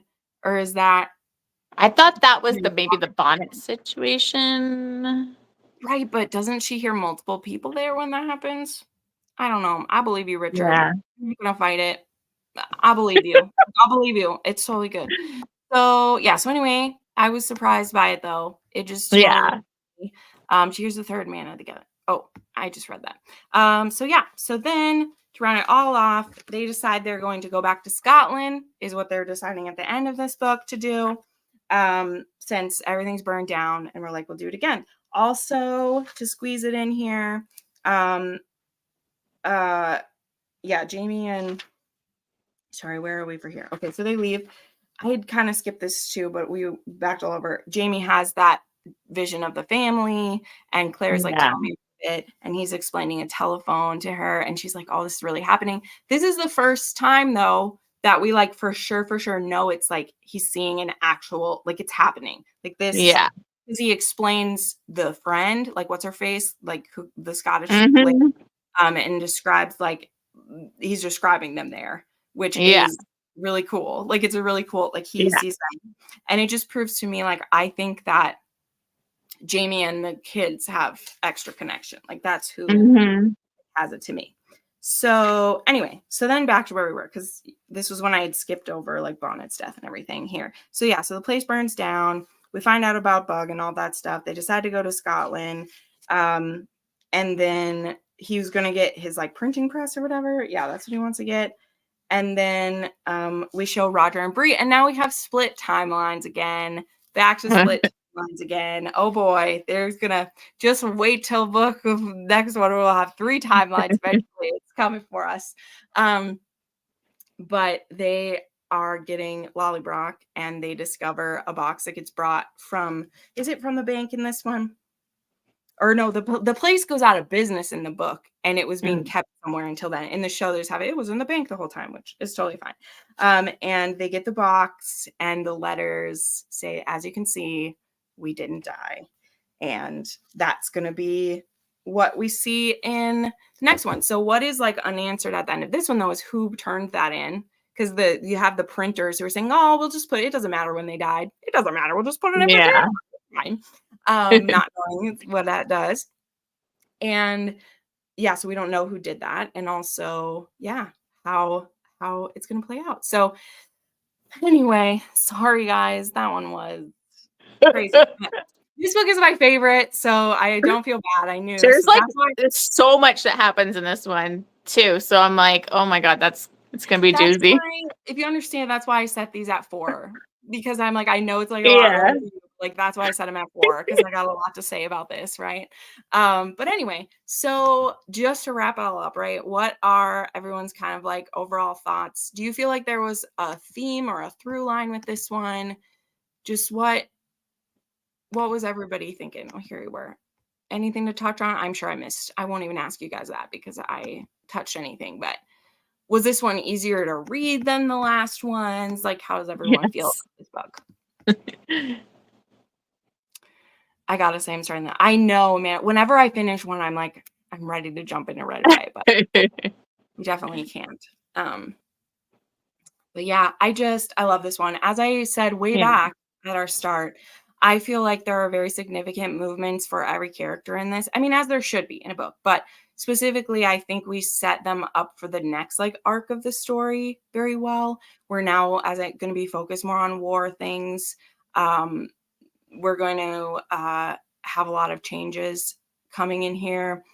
And I just love that. Like, I think Ian is set up to be a different way. I think that Bree and Roger are now like really like parents / adults, like on their own now, like, you know, separated from everything. They're kind of out of time now too. They've been back there, I think like 5+ years. What's that going to be like to be back in the future? Like, do you have like, what do you do when you're starting over? Can you just appear from nowhere? Like, it's crazy. I haven't seen past season 5. All I've done is read the books. Well, I don't think that's a bad thing, Richard. I think you should get the book story in you first. In my opinion, that's what I did, and I'm glad that I did. But yeah. So anyway, throw up anything else you guys want. Otherwise, I will wrap this up for you. I'm sure some of you have ditched already and will be rewatching this, and I don't blame you. I can't believe they stuck with us for this long. I know. I love you all so much. I love you all so much. So part of the reason too why I do let these go this long is like people watch them back and you can take breaks. That's what I do when I watch long interviews or things like that, because there's just so much. And, like even when I do reviews of these, it's like impossible because these books are so much more than just, is this a 5-star or a 2-star, right? That's what I say every time we come back around to this. There's like so much. So this is true, Ruth. I love that you comment in here. There's not many people using the Discord, but there are a few people having mini discussions. Yeah, I never remind people about this. I'm sorry. I'll put it in the description of this once we're done with it. But the Discord, I put a different section for each part of the book. I don't put questions in there anymore. I used to. I just kind of leave it as a free-for-all. And as people read through it, we do have discussions. Like we talked about the Fergus stuff in one, and we talked about the rape stuff in one. And so we're able to kind of have these conversations earlier if people want to, but no pressure to it because we'll always talk about it here. They're not my, oh, I just read that. Geez, I hate when I do this. I'm having a hard time placing each book in positions of favorites. Oh, I know. They're all one long story though. It's thing. Loved it. Thank you so much. I'm going to start the next book. Hey, man, you go for it. As soon as you get the audios, you go. You go. I love your stuff, Karen and Ruth in there. Like, please do that. I will share it. Like I said, Jenna, I'll share it again as soon as I get off of this. You can go in there. But there is for each book, I did that so if people join later on, you can go back and see our talks through all of them. But this will be the last one for the year. As I said, I haven't picked the date yet, but it will probably be the 2nd or 3rd week of January for An Echo in the Bone. So, that means people can wait till Christmas is over to read if they want, or it's a good book to read over Christmas, but I give people plenty of time. So anyway, thank you all so much for joining. Amber, thank you for being a rock star. Thank you. For sticking with me on this ride. You're amazing because it's not as fun when I ramble to myself for 3 hours as it is when someone listens to me. Good thing it was fallback. It was fallback. I know. I know. My house is getting super dark right now. I'm like, the lighting. I keep turning my light down so that it makes you brighter. But anyway, we'll end this here. Bye, friends. You're so great. Good night, everyone. Bye. Woo, you're amazing.